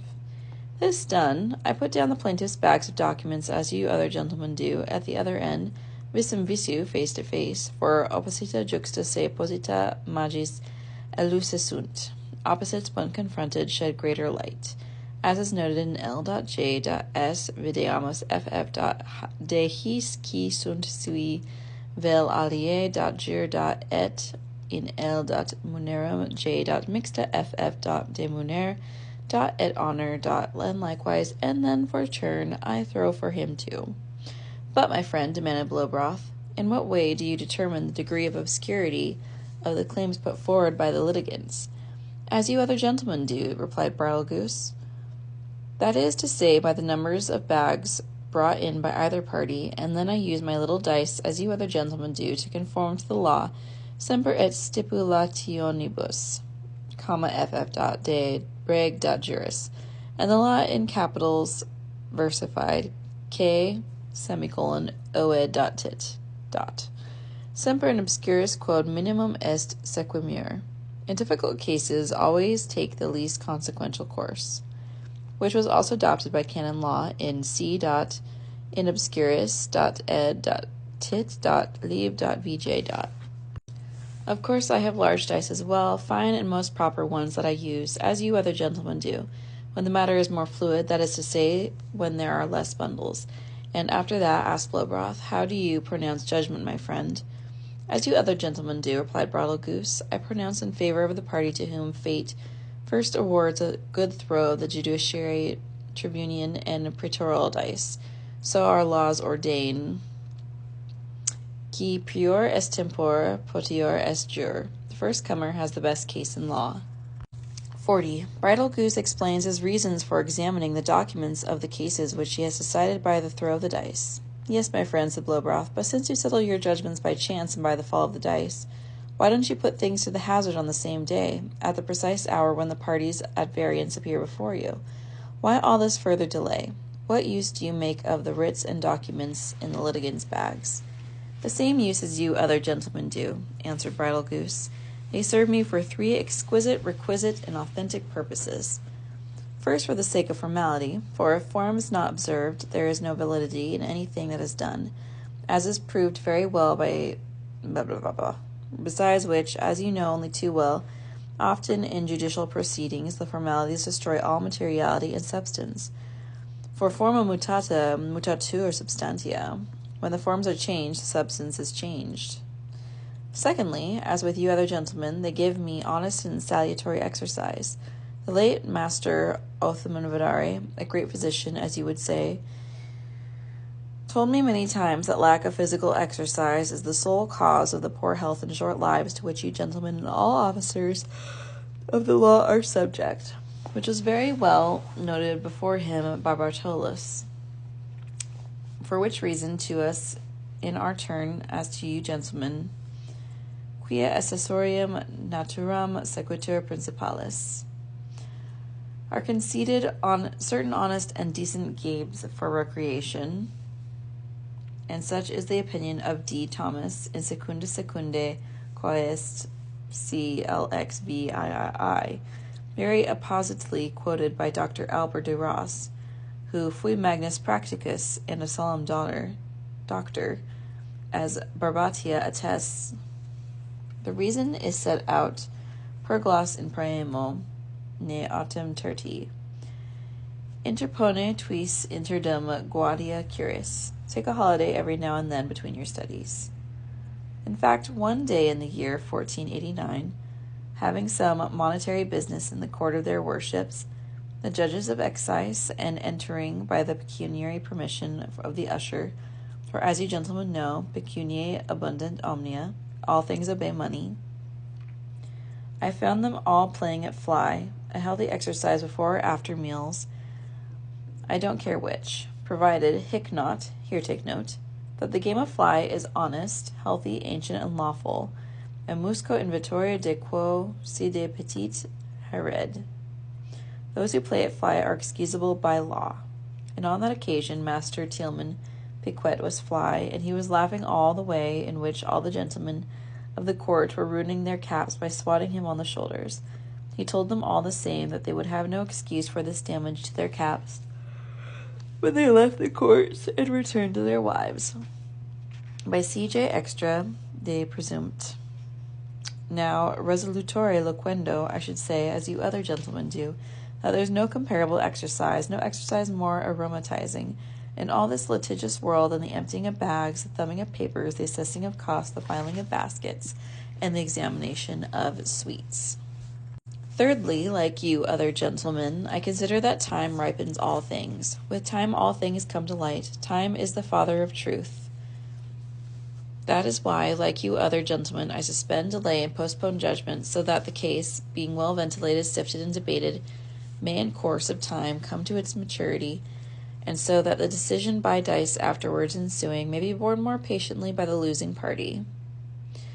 Portatur levitur quod portat quisque libenter.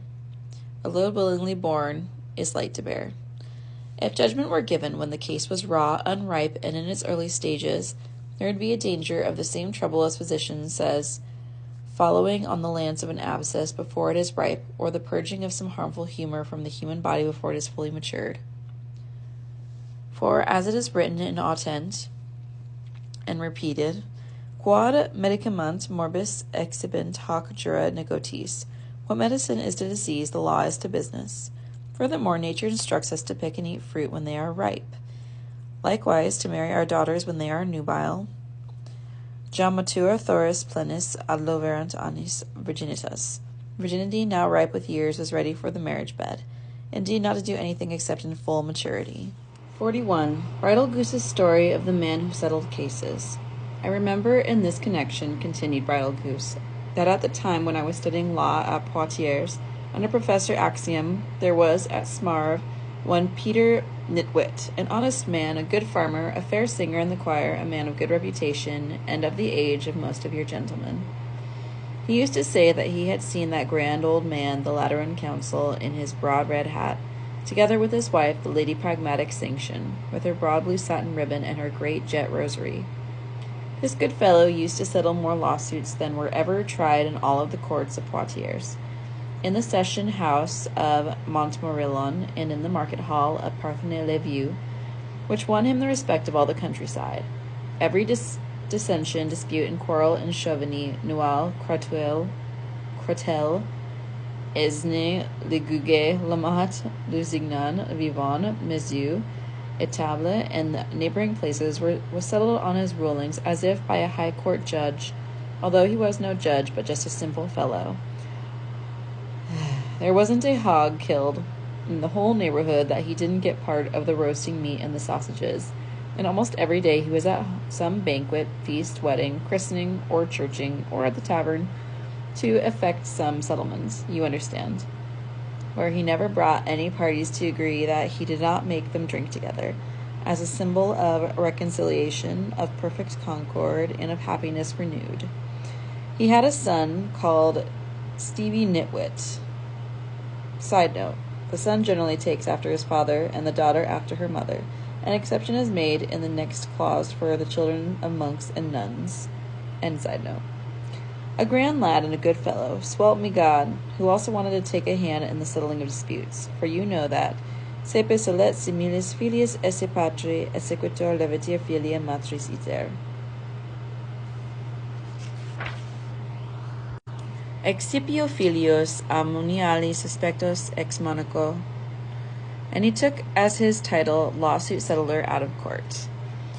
He was so watchful and active in his business, for vigilantibus jura subveniunt ex leg populis ffque even fraud crede.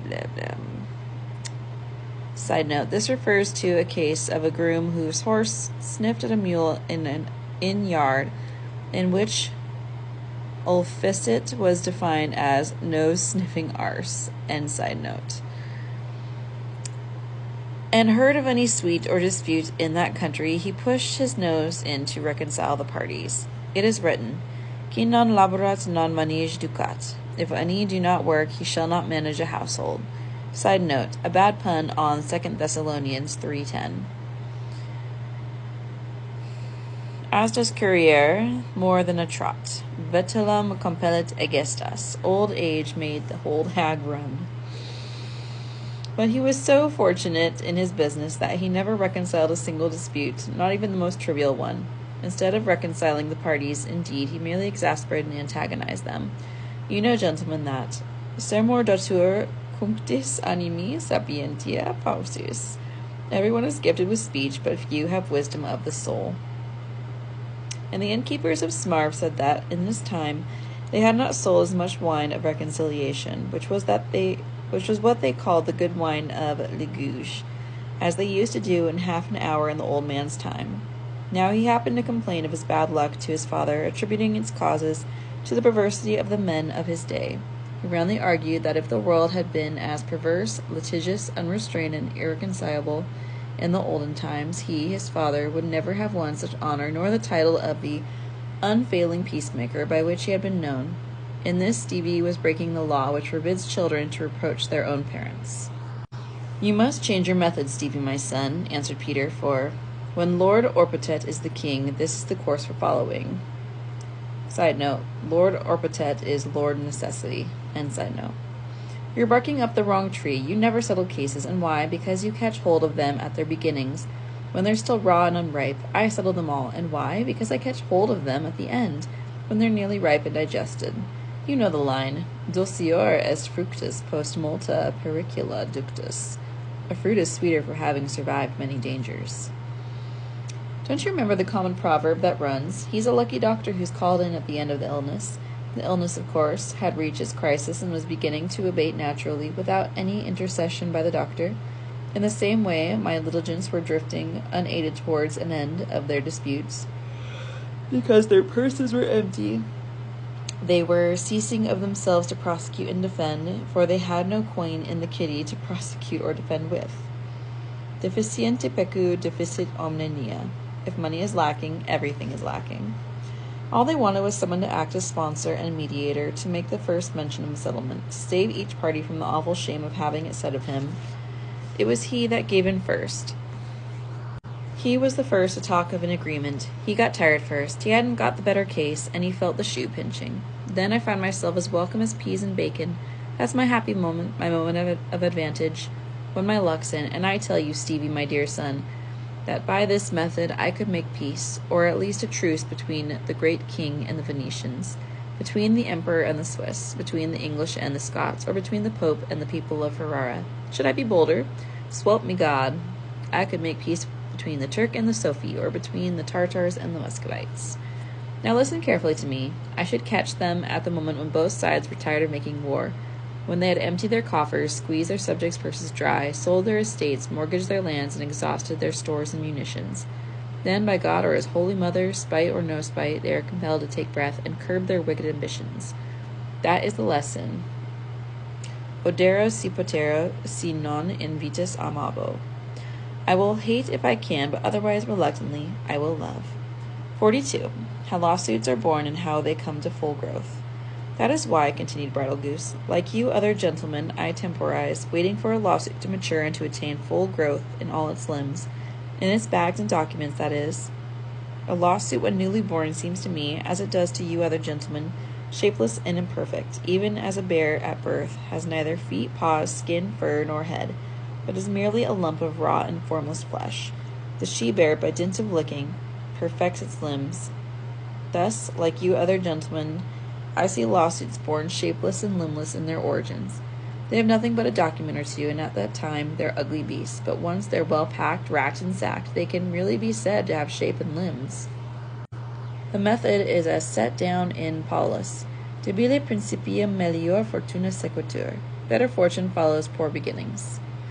Like you other gentlemen, so the sergeants, ushers, summoners, pettifoggers, proctors, commissioners, advocates, examiners, scribes, notaries, registrars, and petty judges, de quibus, by sucking very hard and continuously at the parties' purses, provide their suits with head, feet, claws, beak, teeth, hands, veins, arteries, nerves, muscles, and humors.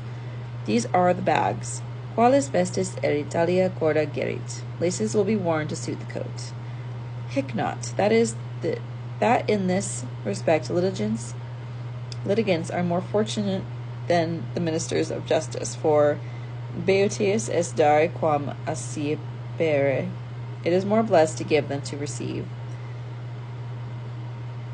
And affectum dantis pensat censura tonantis. Jupiter in his judgment considers the disposition of the giver. In this way they make the suit perfect, handsome, and shapely, as says the canonical gloss. Accipe sum me cape sunt verba placentia papae. Take, accept, and receive are words that please the Pope, which is more clearly stated by Albert de Ros in Verb Roma. Roma manus rodit, quas rodere non ballet odit. Dantes custodit, non Dantes spernit et odit. Rome gnaws hands, those that it cannot gnaw it hates. It looks after givers, spurns, and dislikes non-givers. And what's the reason for that? Ad praesens ova cras pulis sunt meliora. Today's eggs are better than tomorrow's hens. The drawback of the contrary is set out in gloss. Cum labor in damno est, crescit mortalis egestas. When work is wasted, human need increases. The true derivation of the word lawsuit is from the number of law lacks that it requires for its pursuit, on which point we have such celestial maxims as litigando jura crescunt, litigando jus acquiritur. Law grows by litigation, law is acquired by litigation. Et cum non prosunt singula multa juvant. When things fail singly, they prevail in quantity. Yes, said Blowbroth, but how do you proceed in a criminal case when the party has been caught flagrante crimini? As you other gentlemen do, replied Brattle Goose, I permit or command the plaintiff to take a good sound sleep as a preliminary to the case, and then to appear before me, bringing me good and attested evidence of his sleep according to the gloss. Si quis cum quandoque bonus dormitat Homerus. Sometimes the good Homer nods. This act provides a new limb and from that one springs another, as link by link a coat of mail is made. Finally, by investigation, I find the case well shaped and perfect in all its limbs. Then I have recourse to my dice, and I don't intervene at this point without good reason and valid precedents. I remember that in the camp at Stockholm, a Gascon named Gratinald, a native of Saint Sever, lost all his money at play to his very great fury, for, as you know, pecunia est alter sanguis. Money is a second blood. Pecunia est vita hominis et optimus videjusor in necessitatibus. Money is a man's staff and his best defender in need.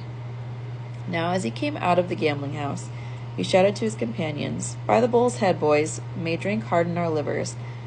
Now that I've lost my 24 bobbies, I'm in a far better trim to punch you, clout you, and kick you, if anyone will challenge me to a scrap. As nobody answered him, he went on to the camp of the heavyweights and repeated the same words, challenging them also to a fight.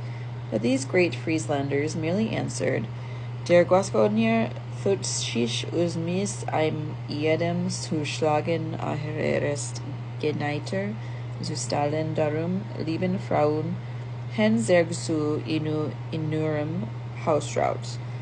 The Gascon behaves as if he wants to fight with everybody, but really he is better at stealing. Therefore, dear ladies, look to the baggage. and none of their company offered to fight. So the Gascon went on to the camp of the French mercenaries, saying the same as before, the gallant offering them a fight with a number of Gasconadine flourishes, but no one answered him. Then the fellow lay down at the far end of the camp near the tent of fat Christian, the Chevalier de Crise, and went to sleep. At that moment a mercenary, who had also lost all his money, came out with his sword, firmly resolved to fight with the Gascon, seeing that he had lost too.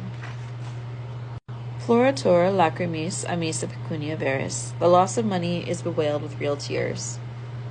As says the gloss de Poenitent, so he searched for him right through the camp and found him asleep. "Hi there," he shouted at him. "Hi there, by all the devils!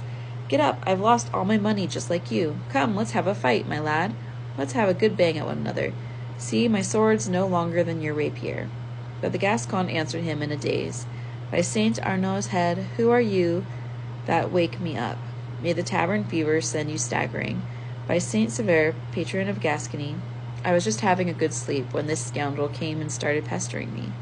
The mercenary once more challenged him to fight, but the Gascon replied, "I'll skin you, you miserable devil, now that I've had a rest. But just come and have a little sleep like me first. Then we'll fight." Having forgotten his loss, he had lost his wish to fight, and in the end, instead of fighting and possibly killing one another, they went off to drink together, each pawning his sword for the cash. Sleep had performed this good deed and calmed the burning fury of the two good champions. The golden phrase of Giovanni Andrea applies here.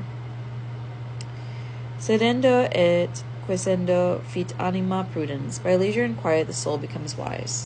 43. Pantagruel justifies Bridal Goose's judgments by dice. With this, Bridal Goose concluded his speech, and Blowbroth ordered him to withdraw from the judicial enclosure, which he did. Then Blowbroth addressed Pantagruel as follows.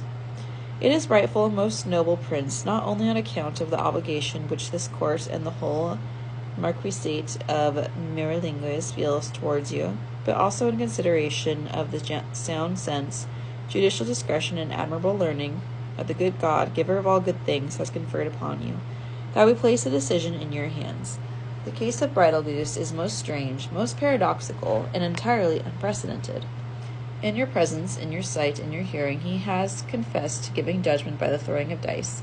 We beg you, therefore, to be so good as to give such sentence as shall seem just and equitable to you." To this Pantagruel replied, "Gentlemen, my rank, as you well know, is not such that I profess to decide lawsuits, but since you are pleased to do me this honor, instead of performing the office of judge, I will assume that of petitioner.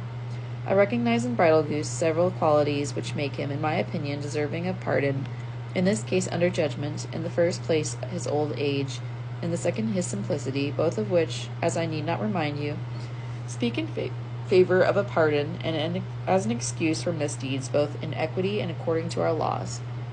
Thirdly, I recognize another point, likewise grounded in equity, that is, in Bridal Goose's favor, which is that this single fault ought to be effaced, extinguished, and swallowed up in the immeasurable ocean of just decisions which he has made in the past. Also, that in more than 40 years no reprehensible act has been brought up against him. It is as if I were to throw a drop of sea-water into the river Loire. No one would notice it. No one would say that the river was brackish because of a single drop. I think, too, that I can perceive some touch of God's hand here, since, in his dispensation, he has caused all Bridal Goose's previous decisions in cases of this kind to be upheld by this venerable and supreme court of yours. For God, as you know, often wishes his glory to be manifested in the confounding of the wise, the humbling of the mighty, and the raising up of the simple and humble. But all these points I will waive. I will merely beg you, not out of the obligation you profess towards my house, for which I am grateful, but because of the sincere affection which you have found us to bear you from time immemorial, on this and on the other side of the Loire, in the maintenance of your estates and dignity, to pardon him on this occasion, and this on two conditions.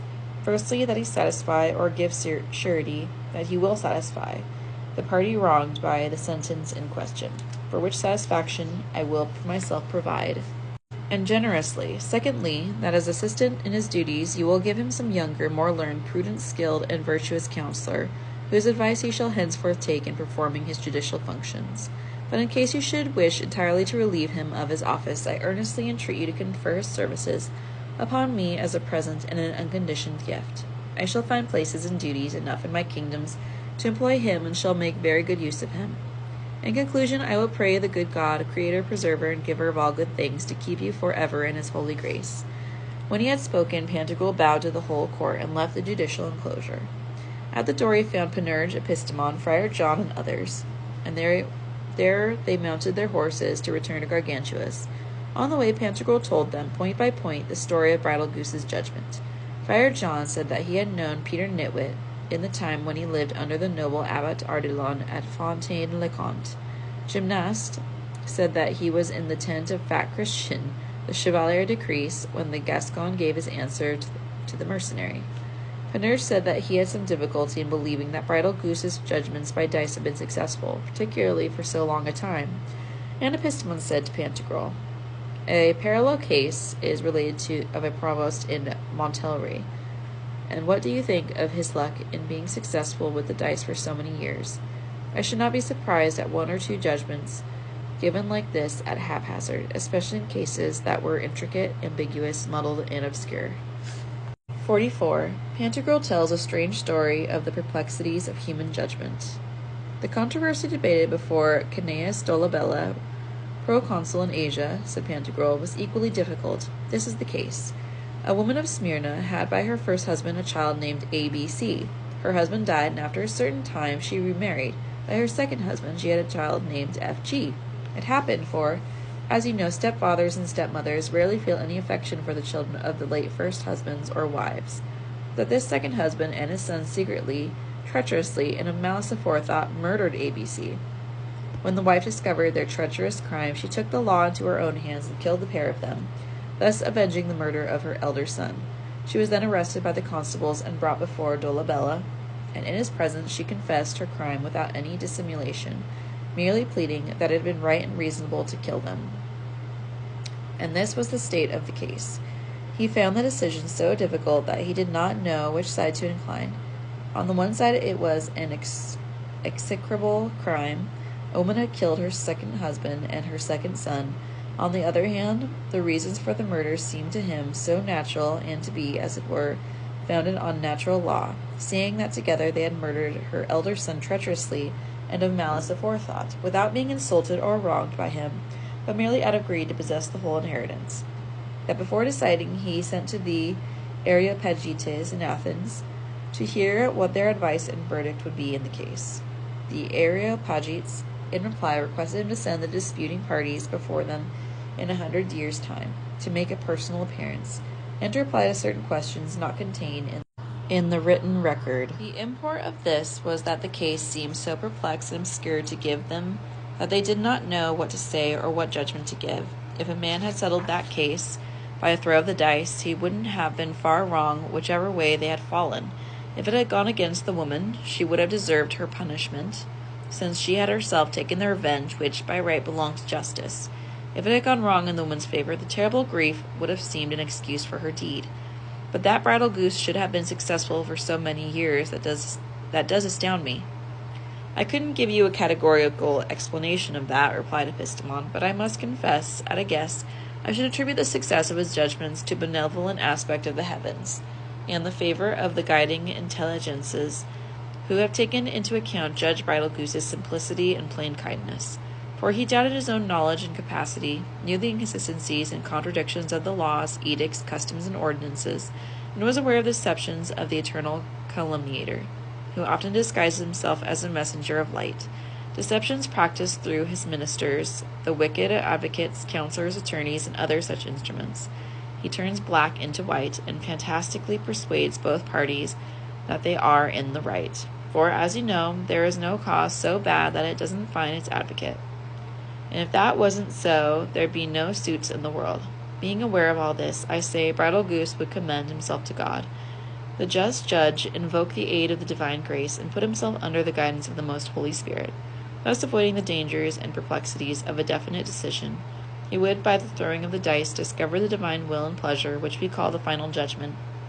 The said intelligences would then move and turn the dice to fall in favor of the party who, having a just case, would have a fair claim to see his rights maintained.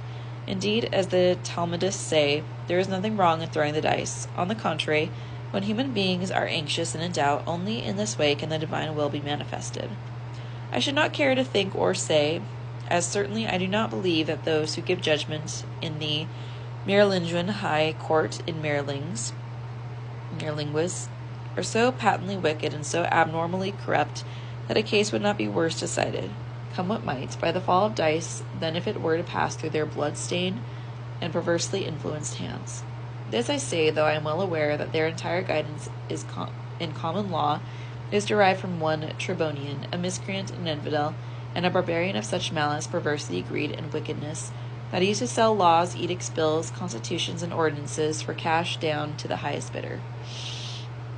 That was how he shaped the legal hodgepodge which they use at present out of tag ends and scrapes, suppressing and abolishing all the rest, which amounted to the entire law, for fear that, if it had remained whole and the books of the ancient legal authorities expounded, the 12 tables and the edicts of the praetors had been left open to view, his wickedness would have been exposed before the great world.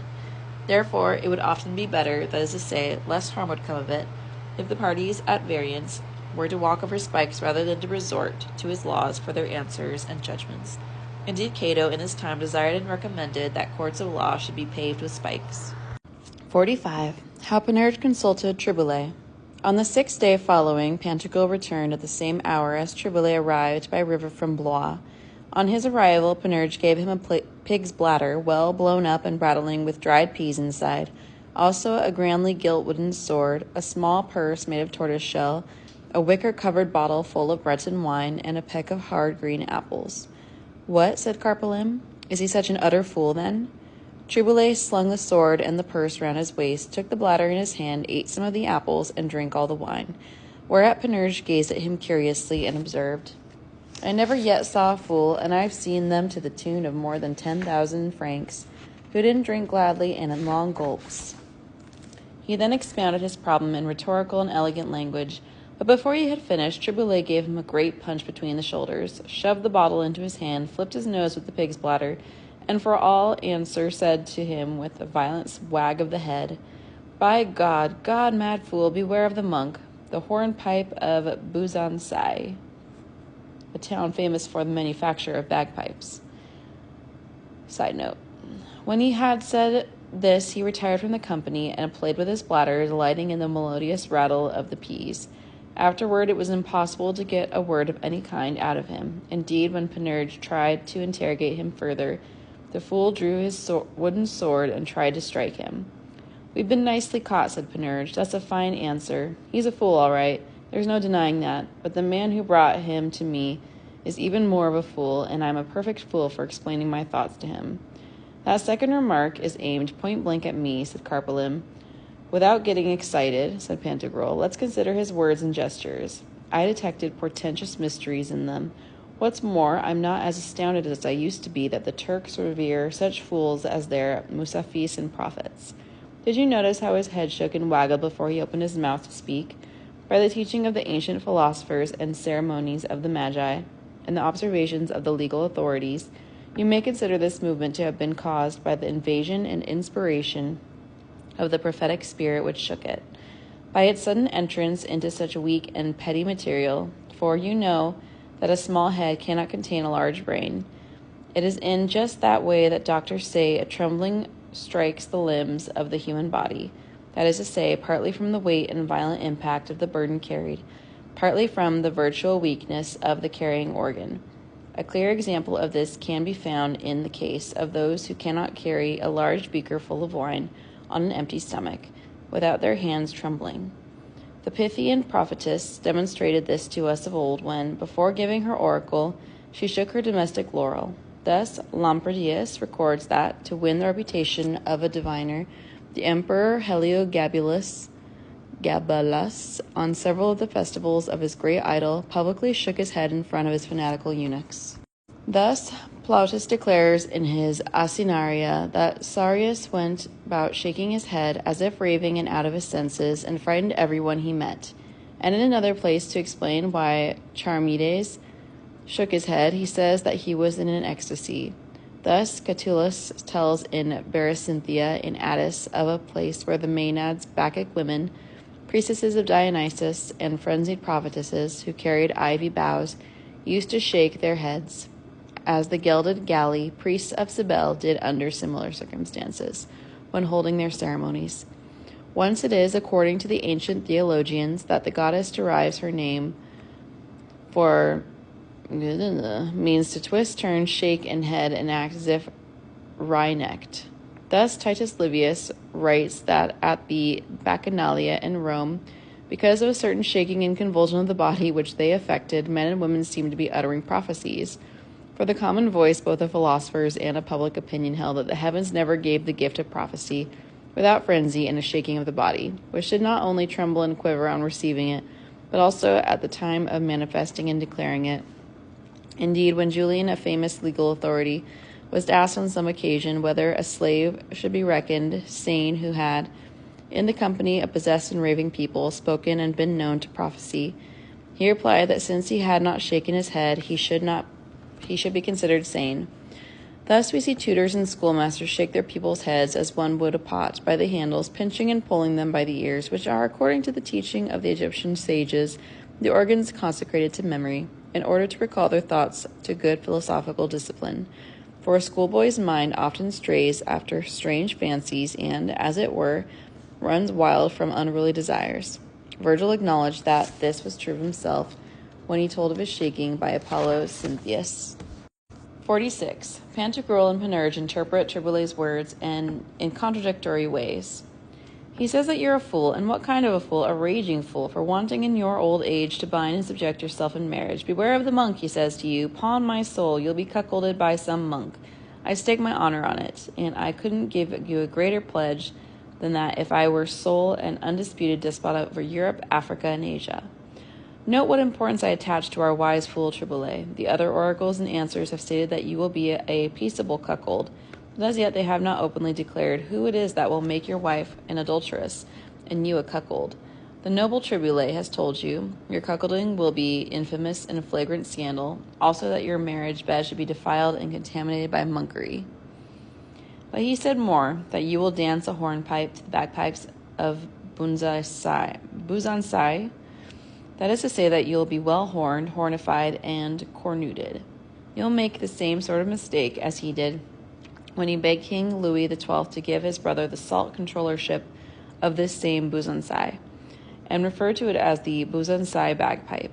You'll imagine that you are marrying some decent, honest woman, but in fact, you'll be trying yourself up to some immodest creature as full of the wind of pride, as shrill and unpleasant as these same bagpipes. Note further that he flipped you on the nose with his bladder. That presages that you'll be beaten, mocked, and robbed in the same way as you robbed the little boys of Vauberton of their bladder. Quite the contrary, said Panurge. Not that I wish shamelessly to exempt myself from allegiance to the realm of folly. I am its vassal, and I belong to it, that I confess. Everyone is foolish, and it is quite right that the village of Foul and Lorraine is close to Toul, or, as you might say, that fool and all almost rhyme. All are fools. Solomon says that the number of fools is infinite. Nothing can be added to infinity, and nothing can be subtracted from it, as Aristotle proves. And I should be a raging fool if, by being a fool, I did not consider myself one. That is exactly what makes the number of maniacs and madmen infinite. Avicenna says that there are infinite varieties of madness, but the rest of this fool's words and gestures are in my favor. He says to my wife, beware of the monk, which is a pet monkey, that she will keep as Catullus' Lesbia kept a sparrow. He'll chase the flies and spend his time as gaily as ever Domitian the flycatcher did. What's more, he says that she'll be as pleasant and countrified as a jolly bagpipe at Salieu or Buzansai. Triboulet, the truthful, perfectly understood my nature and my secret desires. For let me tell you, I much prefer gay, disheveled shepherd girls, whose thighs smell of wild thyme, to your great court ladies with their rich attire and their musky Malgemin perfumes. The sound of the country bagpipe gives me more pleasure than the quaverings of lutes, rebecks, and court violins. He dealt me a clout on the old backbone. Let's take it as a kindness and a remission of some of the pains of purgatory. He didn't do it out of malice. He thought he was hitting a page. He is a good-natured fool and quite harmless, I promise you. It would be a sin to think badly of him. I pardon him with all my heart. He tweaked me on the nose, too. That will signify some little fooleries my wife and I will get up to, as all newly married couples do. 47. Pantagruel and Panurge resolved to visit the oracle of the holy bottle. Here's another point that you don't take into account, and yet it's the crux of the matter. He handed me the bottle. What does that signify? What's the meaning of that? Perhaps it means that your wife will be a drunkard, said Pantagruel. Quite the opposite, replied Panurge, because it was empty. I swear to you by the backbone of Saint Fiacre of Brie that our wise fool, the unique and non-lunatical Rabelais, is referring me to the bottle. So I renew my former vow and swear by Styx and Acheron in your presence to wear spectacles on my cap and no codpiece on my breeches until I have the holy bottle's answer to my question. There is a discreet fellow and a friend of mine who knows the place, the land and the country where this temple and oracle are. He will certainly lead us there safely. Let us go together, you and I. Don't dismiss me, I beg of you.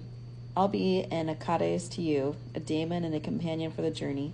I have long known you to be a lover of traveling, who is always anxious to see and to learn. We shall see some marvelous sights, believe me. I'm perfectly willing, replied Pantagruel. But before embarking on this long peregrination with all its risks, with all its evident dangers— What dangers? Broke in Panurge. Dangers fly from me, wherever I may be, for 20 miles around.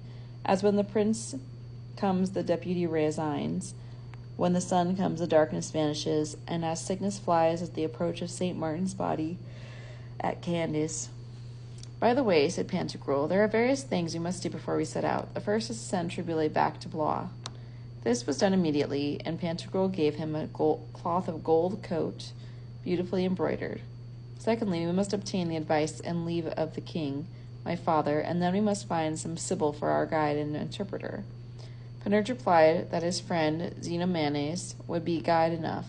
Besides, he intended to pass through Lantern Land, and there take some learned and serviceable lanternists, who would be to them for this voyage what the sibyl was to Aeneas when he went down into the Elysian fields. Carpalin, who was departing to escort Rabelais home, heard this speech and cried out, Hi, Panurge, master quit of your debts. Take my lord deputy from Calais with you, for he's a good fellow. And don't forget our debtors, our lanterns, that is. Then you'll have a torch, falote, and lanterns as well. My prophecy is that we shan't engender melancholy on the way, said Pantagruel. I can see that clearly already. Only I don't like not being able to talk good lanternese. I'll speak it for all of you, replied Panurge. I understand it like a native. I'm as used to it as to the vernacular. Brismarg del Thorbrick Nupsnizos. Okay, this says this, like an earlier piece of lanternese, is book one. In book one is pure nonsense, but for the introduction of Panurge's name misspelled. Now guess what that means, Epistemon.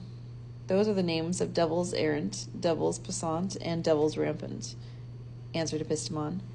That's good donkey truth, my fine friend, said Panurge. It's the court language of Lantern Land. On the way, I'll make you a smart little dictionary, which won't last you much longer than a pair of new shoes. You'll have learned it before you see the sun rise the next day. What I said, translated from Lanternese into the vulgar tongue, goes like this. All miseries attended me whilst I a lover was. I had no good thereby. The married folk of better fortune tell, Panurge is one of them and knows it well. All that remains then, said Pantagruel, is to hear the will of the king, my father, and to obtain leave from him. 48. Gargantua points out that it is not lawful for children to marry without the knowledge and consent of their fathers and mothers. As he entered the great hall of the castle, Pantagruel met the good Gargantua coming out from his council, and thereupon gave him a summary account of their adventures, outlined their new project, and begged for his leave and consent to carry it out. The excellent Gargantua was carrying 2 great bundles of petitions granted and requests to be considered, one in each hand, and these he gave over to Ulrich Gallet, his trusted master of petitions and requests. Then he drew Pantagruel aside, and with a jollier face than usual said, Praise be to God, my dear son, for keeping you still in the path of virtue. I am most willing that you should make this journey, but I should also wish that you felt the wish and urge to marry. I think that you are now approaching the right age for it. Panurge has taken some trouble to surmount the difficulties which might have stood in his way. Now tell me your views. My most gracious father, replied Pantagruel, Till now I had not given the subject a thought. In this whole matter I have deferred to your desires and your paternal authority. I would rather lie stark dead at your feet and under your displeasure than be found living and married without your consent. That I swear to God, by no laws, sacred or profane and barbarous, that I have ever heard of have the children ever been free to marry, unless their fathers, mothers, and nearest relatives deign to desire and promote the match. No lawgiver has vested his right in the children. Every one of them has reserved it for the parents. My very dear son, said Gargantua, I take your word for that. Praise be to God that only good and praiseworthy thoughts come into your head, and that nothing has entered the dwelling place of your spirit but liberal knowledge by way of the windows of your senses. For in my day there was found on the continent a country in which lived certain image-bearing mole-catchers, who were as hostile to marriage as the priests of Cybele in Phrygia. Only they were not capons, but the most lecherous and salacious of cocks, and they dictated laws to married folk on the subject of marriage. Really, I don't know which is the more abominable, the tyrannical presumption of these dreaded mole-catchers, who do not confine themselves within the bars of their mysterious temples, but meddle with matters utterly foreign to their condition, or the superstitious stupidity of the married folk, who have sanctioned and obeyed such perfectly malicious and barbarous laws. For they do not see what is clearer than the morning star, that these connubial sanctions are entirely to the advantage of the fraternity, and in no way for the good and profit of husbands and wives, which is sufficient reason to arouse suspicions of iniquity and fraud. It would be no more presumptuous if the married were to set up laws for the fraternity to govern their ceremonies and sacrifices, seeing that these image-bearers take tithe of their goods and nibble at the profit earned by their labors and the sweat of their brows, to provide themselves with abundant food and ample leisure. Such laws would not, in my opinion, be as perverse and presumptuous as those which the married folk have received from the fraternity. For, as you very well said, there never has been a law in the world that gave children permission to marry without their father's knowledge, will, and consent. Yet by the laws of which I am speaking, there is no scoundrel, criminal, rogue, or gallows bird, no stinking, lousy, leprous ruffian, no brigand, robber, or villain in their country, who may not snatch any maiden he chooses, never mind how noble, lovely, rich, modest, and bashful she may be, out of her father's house, out of her mother's arms, and in spite of all her relations, so long as this ruffian has entered into an agreement with some image-bearer for a future division of the spoils. Could the Goths, the Scythians, or the Massagetae perform worse or crueller wrongs in any enemy town captured after a long siege and a costly attack? So grieving fathers and mothers see some unknown strangers, some barbarians, some rotten, poxy, cadaverous, penurious, and miserable cur, pick up and carry from their home their most lovely, delicate, rich, and healthy daughters. They had tenderly schooled the girls in all the virtuous arts and brought them up in all modesty, hoping in due course to marry them to the sons of their neighbors and old friends, who had been brought up and schooled with the same care. They had looked forward to the birth of children from these happy marriages, who would inherit and preserve not only the morals of their fathers and mothers, but also their goods and lands. Can you imagine what a sad sight this is for them? Don't imagine that the sorrow of the Romans and their allies was greater when they heard of the death of Germanicus Drusus. Don't imagine that the anguish of the Lacedaemonians was more pitiable when they saw the Grecian Helen thievishly abducted from their land by the Trojan adulterer. Don't imagine that their grief and lamentations were any less than those of Ceres when her daughter Proserpine was ravished from her, of Isis at the loss of Osiris, of Venus at the death of Adonis, of Hercules at the bearing of Hylas, or of Hecuba at the abduction of Polyxena. The parents, nevertheless, are so afraid of the devil and so rolled with superstition that they dare not object, since the mole-catcher had been present and solemnized the marriage. So they stayed at home, robbed of their beloved daughters, the father cursing the day and hour of his wedding, the mother wishing that she had miscarried instead of bearing a child whose fate has proved so luckless and sad, and both end their lives in tears and lamentation, and they might have expected to end them in joy under their daughter's tender care. Others have been so driven out of their minds, have become so maniacal, that out of mourning and grief they have drowned themselves, hanged themselves, or stabbed themselves, unable to bear their shame. Others have shown a more heroic spirit, and, following their example of Jacob's sons, when they avenged the rape of their sister Dinah, have caught the ruffian together with his mole-catcher, secretly persuading and corrupting their daughters, and have cut them to pieces on the spot, feloniously murdering them, and afterward throwing their bodies into the fields for the wolves and crows. Such manly and chivalrous actions have set the mole-catching mystagogues trembling and miserably lamenting. They have drawn up hideous protests, and most importantly, summoned and implored the secular arm and the state judiciary, arrogantly demanding and claiming that exemplary punishment should be inflicted in cases of such gravity. But neither in natural equity, in common right, nor in any imperial law has any clause, paragraph, point, or title been discovered, prescribing any penalty or torture for such an act. Such penalty would defy reason and fly in the face of nature, for there is no virtuous man in the world who would not, naturally and reasonably, be more perturbed by the news of his daughter's rape, shame, and dishonor than by her death. Now anyone finding a murderer in the act of homicide with malice aforethought upon the person of his daughter may reasonably and naturally must kill him on the spot, for which deed he will not be answerable at law. It is not surprising, therefore, if the father, when he finds the ruffian at the instigation of the mole-catcher, corrupting his daughter and stealing her out of his house, even though she is a consenting party, is impelled to slay them ignominiously and throw their bodies to be torn by the wild beasts, and as unworthy to receive the dear, desired, and final embrace of our kind, and great Mother Earth, which we call burial. My dearest son, take care that such laws are not accepted in this kingdom after my death. So long as I am living and have breath in this body, I shall, with God's aid, take all proper precautions myself. Now, since you refer the matter of your marriage to me, I am in favor of it and will provide for it. Make preparations for this voyage of Panurge's. Take with you Epistemon, Friar John, and such others as you may choose. My treasury is entirely at your disposal. Take any ships you please from my arsenal at Thalassa, and any pilots, sailors, or interpreters you require. Set sail with the first favorable wind, in God's name and under our Savior's protection. During your absence, I will set about choosing you a wife and preparing a feast, for I want yours to be a famous wedding, if ever there was one. 49. How Pantagruel prepared to put to sea, and of the herb called Pantagruelian. Pantagruel took leave of the good Gargantua, who offered up fervent prayers for the success of his son's voyage, and a few days later he arrived at the port of Thalassa, near St. Malo, accompanied by Panurge Epistemon, Friar John of the Hashes, Abbot of Theleme, and others of the royal house, notably by Xenomanes, the great traveler and journeyer by perilous ways, who had come at Panurge's command, since he had some small holding in the domain of Salmagundia. When they got there, Pantagruel equipped a fleet of vessels equal in number to those which Ajax of Salamis once gathered to escort the Greeks to Troy.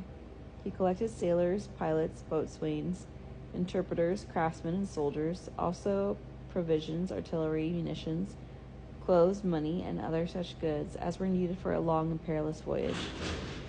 These he took on board, and amongst the cargo I noticed a great store of his herb Pantagruelian. Side note, Pantagruelian will prove to be hemp. End side note.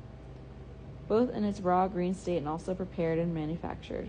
The herb Pantagruelian has a small, hardish, roundish root, ending in a blunt point, and does not strike more than 1.5 feet into the ground. From the root grows a single round umbelliferous stem, green on the outside, white within, and hollow like the stems of Smyrnium, bolus atrium, beans, and gentian. It is woody, straight, friable, and slightly denticulated after the fashion of a lightly fluted column, and it is full of fibers, in which lie all the virtue of the herb, particularly in the part called mesa, or middle, and in that called mylicea. Its height is commonly from 5 to 6 feet, but sometimes it is taller than a lance. That is to say, when it grows in a sweet, spongy, light soil, moist but not cold, like that of Olone and that of Rosea, near Praeneste in Sabine territory, and provided that it does not lack rain around the fishermen's festivals and the summer solstice. Then it grows higher than some trees, and so, on Theophrastus's authority, it is called dendromelange. Although the herb dies each year and has not the root, trunk, peduncles, or permanent branches of a tree. Great, strong branches issue from the stem. Its leaves are 3 times longer than they are wide. They are always green, slightly rough like alkanet, toughish like sickle-shaped, indentations all around like betony, and terminating in points like a Macedonian pike or a surgeon's lancet. Their shape is not very different from that of ash or agrimony leaves, and it is so like hemp agrimony that many herbalists have called it cultivated hemp agrimony, and have called hemp agrimony wild Pantagruelian.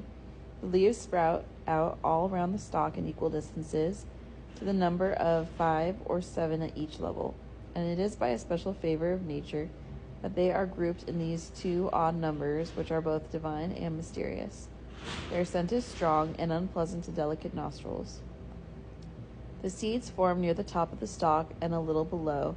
They are as numerous as those of any herb in existence, spherical, oblong, or rhomboid in shape, black, bright, or brown in color, hardish and enclosed in a light husk, and much loved by all, such singing birds and linnets, goldfinches, larks, canaries, yellowhammers, and others. But in many they destroy the genera of seed, if eaten often and in quantity. And although the Greeks of old used sometimes to make certain kinds of cakes, tarts, and fritters of them, which they ate after supper as a dainty and to enhance the taste of their wine, still they are difficult to digest, lie heavy on the stomach, make bad blood, and by their excessive heat harm the brain, filling the head with noxious and painful vapors.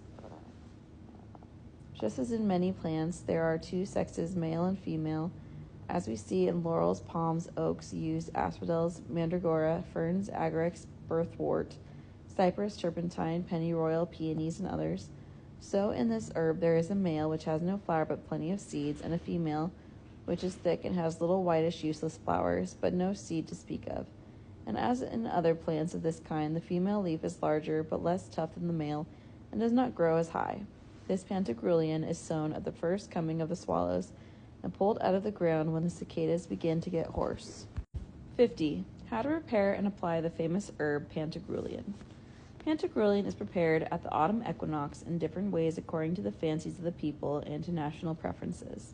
Pantagruel's first instructions were to strip the stalk of its leaves and seeds, to soak it in still, not running water for 5 days, if the weather is fine and the water warm, and for 9 to 12 if the weather is cloudy and the water cold. Then to dry it in the sun, and afterward in the shade to remove the outside, separate the fibers, in which, as has been said, lies all its use and value, from the woody part, which is useless except to make a fire blaze, as kindling, or for blowing up pigs' bladders to amuse children, sometimes. Also gluttons will find a sly use for them, as siphons, to suck up new wine through the bunghole.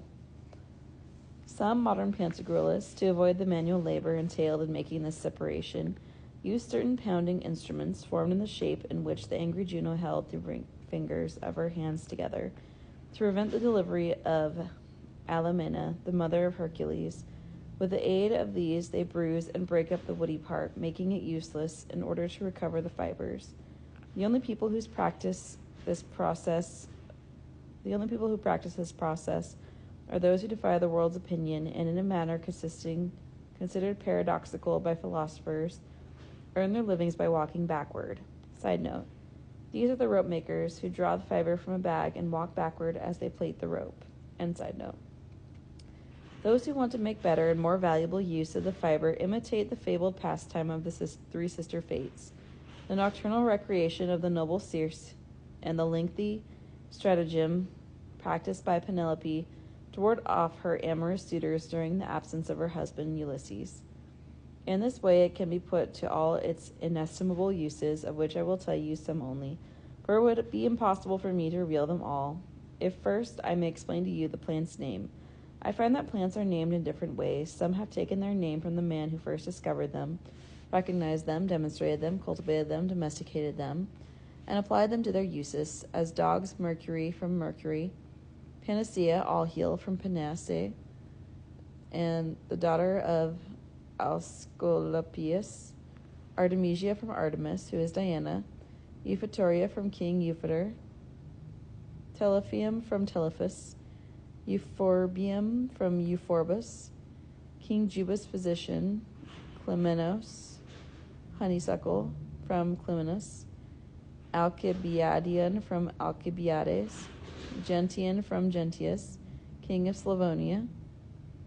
And so highly valued of old was this prerogative of giving one's name to a newly discovered plant that just as there was a controversy between Neptune and Pallas as to which should name the country discovered by them both jointly, which was afterwards called Athens from Athena, that is to say Minerva, even so did Lincus, king of Scythia, attempted treacherously to murder the young Triptolemus, who was sent by Ceres to show mankind wheat, which was till then unknown, and by the youth's death Lincus hoped to give the grain his own name, and to his honor and immortal glory to be called the discoverer of a food both useful and necessary to the life of man. But for his treachery he was transformed by Ceres into an ounce of lynx.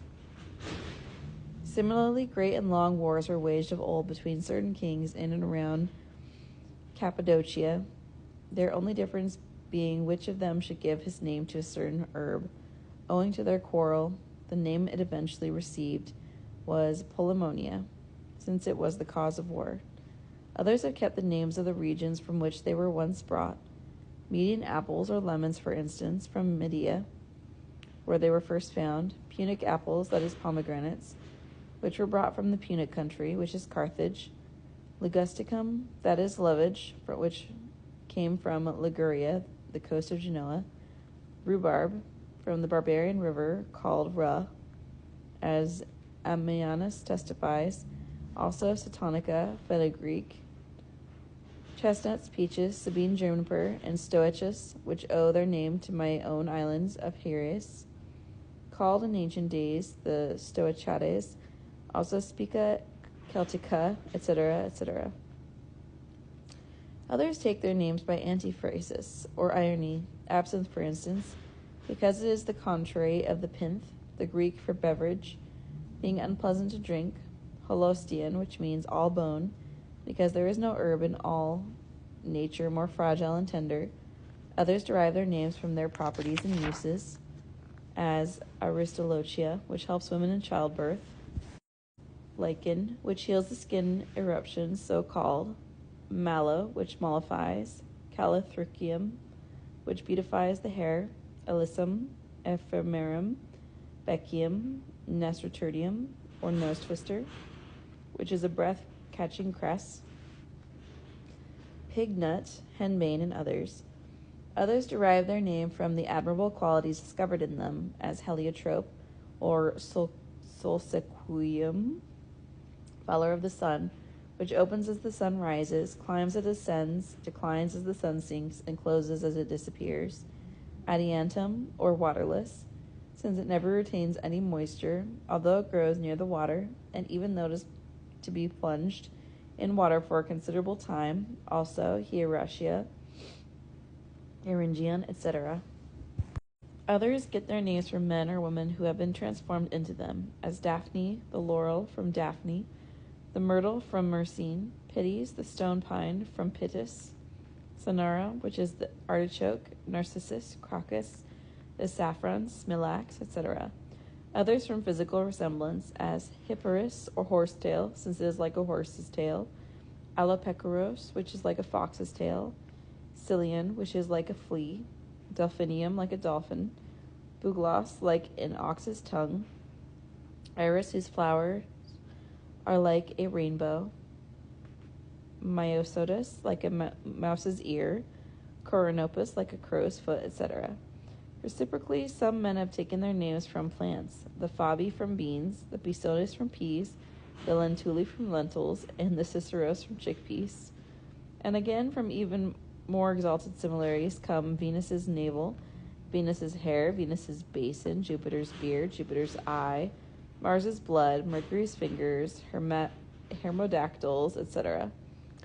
Others again are named from their form, as trefoil, which has 3 leaves, Pentaphilium, which has 5 leaves, Serpilium, which creeps along the ground, Helxine, or pellitory, from its clinging properties, pentasites, or sunshades, and myrobalan, plums, which the Arabs call bean, for they are acorn-shaped and oleaginous.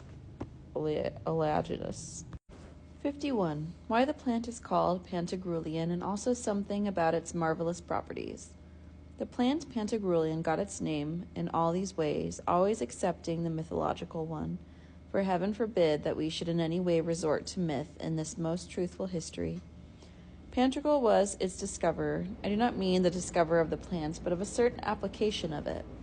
Thus applied, it is more loathed and abhorred by robbers, and is their more unremitting enemy than are dodder and chokeweed to flax, than reed to ferns, than horsetail to mowers, than broom-rape to chickpeas, than darnel to barley, than hatchetweed to lentils, than antranium to beans, than tares to wheat, than ivy to walls, than the water lily Nymphaea Heraclea to lecherous monks, then the strap and the birch to the scholars of the College of Navarre, then the cabbage to the vine, garlic to magnetic iron, onion to the eyes, fern seed to pregnant women, the seed of willow to immoral nuns, and the yew tree's shade to those who sleep beneath it, then wolfsbane to panthers and wolves, then the smell of a fig tree to mad bulls, then hemlock to goslings, then purslane to the teeth, then oil to trees.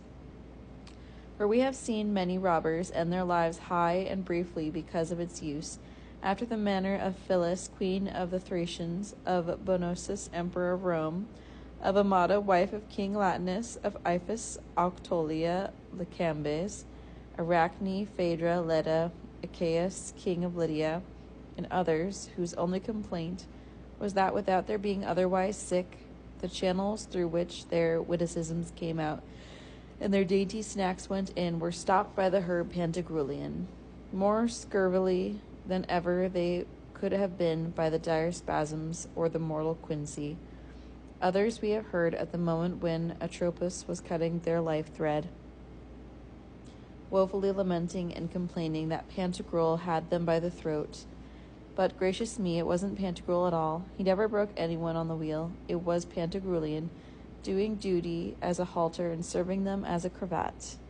Besides, they were speaking incorrectly and committing a solecism, unless they could be excused on the plea that they were using the figure synecdoche, taking the inventor for the invention, as one uses Ceres for bread and Bacchus for wine. I swear to you here, by the wit residing in that bottle, cooling there in the tub, that Pantagruel never took anyone by the throat, except such men as neglect to ward off an impending thirst. Pantagruelian also so called by similarity. For when he was born into the world, Pantagruel was as tall as the herb in question, and it was easy to make this measurement, since he was born in a time of drought, when they gather the said herb, and when Icarus's dog, by barking at the sun, makes every man a troglodyte, forcing the whole world to live in caves and subterranean places. Pantagruelian owes its name also to its virtues and peculiarities, for as Pantagruel has been the exemplar and paragon of perfect jollity, I don't suppose that any one of you boozers is in any doubt about that. So, in Pantagruelian I recognize so many virtues, so much vigor, so many perfections, so many admirable effects, that if its full worth had been known when, as the prophet tells us, the tree elected a wooden king to reign over them and govern them, it would no doubt have gained the majority of their votes and suffrages. Shall I go further? If Oxylus, son of Areus, had begotten it on his sister Hamadryas, he would have taken more delight in its worth alone than in his 8 children, so celebrated by our mythologists, who have caused their names to be eternally remembered. The eldest a daughter was called Vine, the next a son was called Fig, the next Walnut, the next Oak, the next Sore of Apple, the next Mountain Ash, the next Poplar, and the last Elm, who was a great surgeon in his time. I shall forbear to tell you how the juice of this herb, squeezed and dropped into the ears, kills every kind of vermin that may have bred there by putrefaction, and any other beast that may have gotten in. If you put some of this juice into a bucket of water, you will immediately see the water coagulate like curds. So great are its virtues, and this coagulated water is a prompt remedy for horses with colic and broken wings. Its root, boiled in water, softens hardened sinews, contracted joints, sclerotic gout, and gouty swellings. If you want quickly to heal a scald or a burn, apply some Pantagruelian raw, that is to say, just as it comes out of the earth, without any preparation or treatment, and be sure to change it as soon as you see it drying on the wound. Without its kitchens would be a disgrace, tables repellent, even though they were covered with every exquisite food, and beds pleasureless, though adorned with gold, silver, amber, ivory, and porphyry in abundance. Without it, millers will not carry wheat to the mill or carry flour away. Without it, how could advocates' pleadings be brought to the sessions hall? How could plaster be carried to the workshop without it? Without it, how could water be drawn from the well? What would scribes, copyists, secretaries, and writers do without it? Would not official documents and rent rolls disappear? Would not the noble art of printing perish? What would window screens be made of? How would church bells be rung? It provides the adornment of the priests of Isis, the robes of the pastafores, and the coverings of all human beings in their first recumbent position. All the woolly trees of northern India, all the cotton plants of Tylos on the Persian Gulf of Arabia and of Malta, have not dressed so many people as this plant alone. It protects armies against cold and rain much more effectively than did the skin tents of old. It protects theaters and amphitheaters against the heat. It is hung round woods and coppices for the pleasure of hunters. It is dropped into sweet water and sea water for the profit of fishermen. It shapes and makes serviceable boots, high boots, heavy boots, leggings, shoes, pumps, slippers, and nailed shoes. By its bows are strung, arbalist bent, and slings made. And as though it were a sacred plant, like verbena, and reverenced by the Maines and lemurs, the bodies of men are never buried without it. I will go further. By means of this herb, invisible substances are visibly stopped, caught, detained, and, as it were, imprisoned, and by their capture and arrest, great heavy millweeds are lightly turned to the signal profit of humankind. It astounds me that the practicability of such a process was hidden for so many centuries from the ancient philosophers, considering the inestimable benefit it provides and the intolerable labors they had to perform in their mills through lack of it. By its powers of catching the waves of the air, vast merchant ships, huge cabin barges, mighty galleons, ships with crew of 1,000 or 10,000, men are launched from their moorings and driven forward at their pilot's will. By its help, nations which nature seemed to keep hidden, inaccessible, and unknown have come to us, and we to them, something beyond the power of birds, however light of wing, and whatever freedom to swim down the air nature may have given them. Ceylon has seen Lapland, Java has seen the Riphaean mountains, Feeble shall see Thelem, the Icelanders and Greenlanders shall see the Euphrates. By its help, Boreas has seen the mansion of Auster, Eurus has visited Zephyrus. As a result, those celestial intelligences, the gods of the sea and land, have all taken fright, for they have seen the Arctic peoples in full sight of the Antarctic peoples, by the aid of this blessed Pantagruelian, cross the Atlantic Sea, pass the twin tropics, go down beneath the torrid zone, measure the entire zodiac, disport themselves below the equinoctial line, and hold both poles in view on the level of their horizon.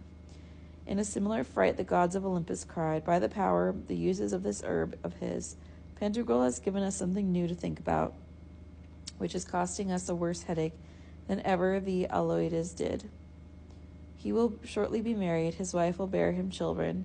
This is fated, and we cannot prevent it. It has passed through the hands and over the spindles of the fatal sisters, the daughters of necessity.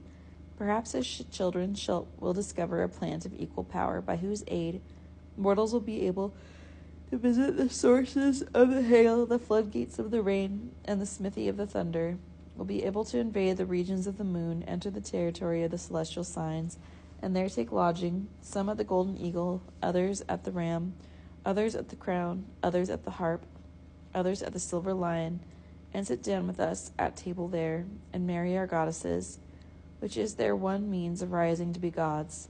In the end, they decided to deliberate on a means of preventing this and called a council. 52. How a certain kind of Pantagruelian cannot be consumed by fire.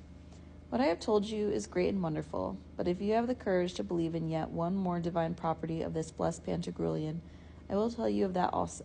But I do not care whether you believe me or not. It is enough for me that I have told you the truth, and tell the truth I shall. But as a beginning, since this is a thorny and difficult subject to begin, I will ask you a question. If I had put 2 gills of wine and 1 of water in this bottle thoroughly mixed together, how would you unmix them so as to give me back the water alone, without wine, and the wine without water, in the same measure as I put them in? Put it another way. If your carriers and bargemen bringing a certain number of tuns, pipes, and puncheons of Graves, Orleans, Beaune, and Mirabeau wines to stock your cellar, had broached and drunk half of them, filling them up with water, as limousines do by the shoeful, when they cart the wines of Argenton and St. Gaultier, how would you completely get rid of the water? How would you purify them?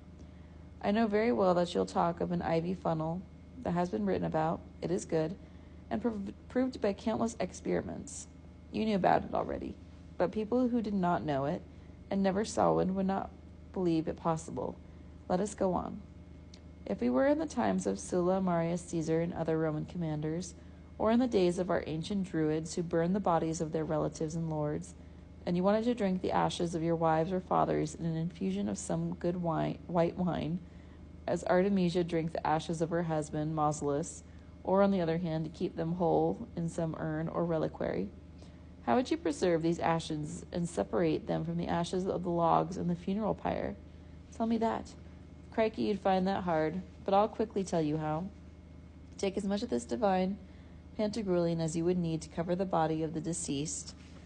Then, after carefully wrapping his body in it and binding and sewing it with the same material, throw it on as great and blazing a fire as you like. The fire will burn the body and bones through the Pantagruelian and reduce them to ashes.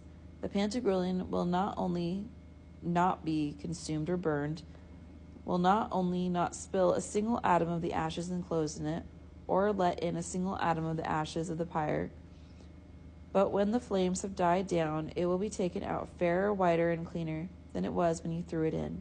For this reason, it is called asbestos. You will find plenty of it in Carpasium and at Diocyanus, quite cheap.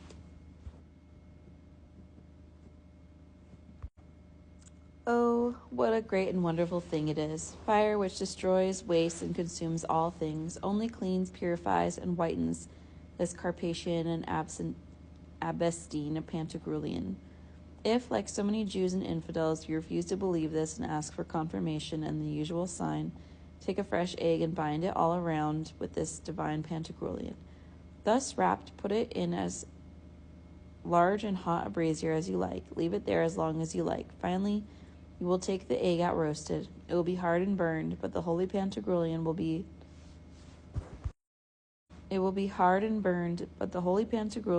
in no way changed, for it will not have deteriorated or even be warm. You can make the experiment for less than 50,000 Bordeaux crowns, or indeed for as little as the 12th part of a farthing. Now don't talk to me here about that paragon, the salamander.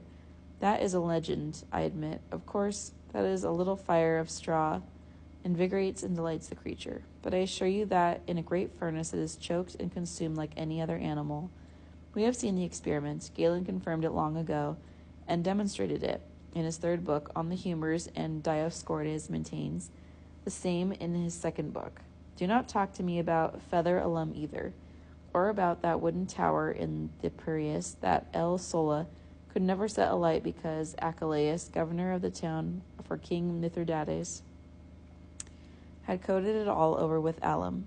Don't quote to me that tree which Alexander Cornelius called Ionis, and said was like the mistletoe oak, and could not be consumed or damaged by fire or water, any more than could the oak's mistletoe, in which he also claimed had provided the wood of which that famous ship the Argo was built. Find someone else to believe those tales.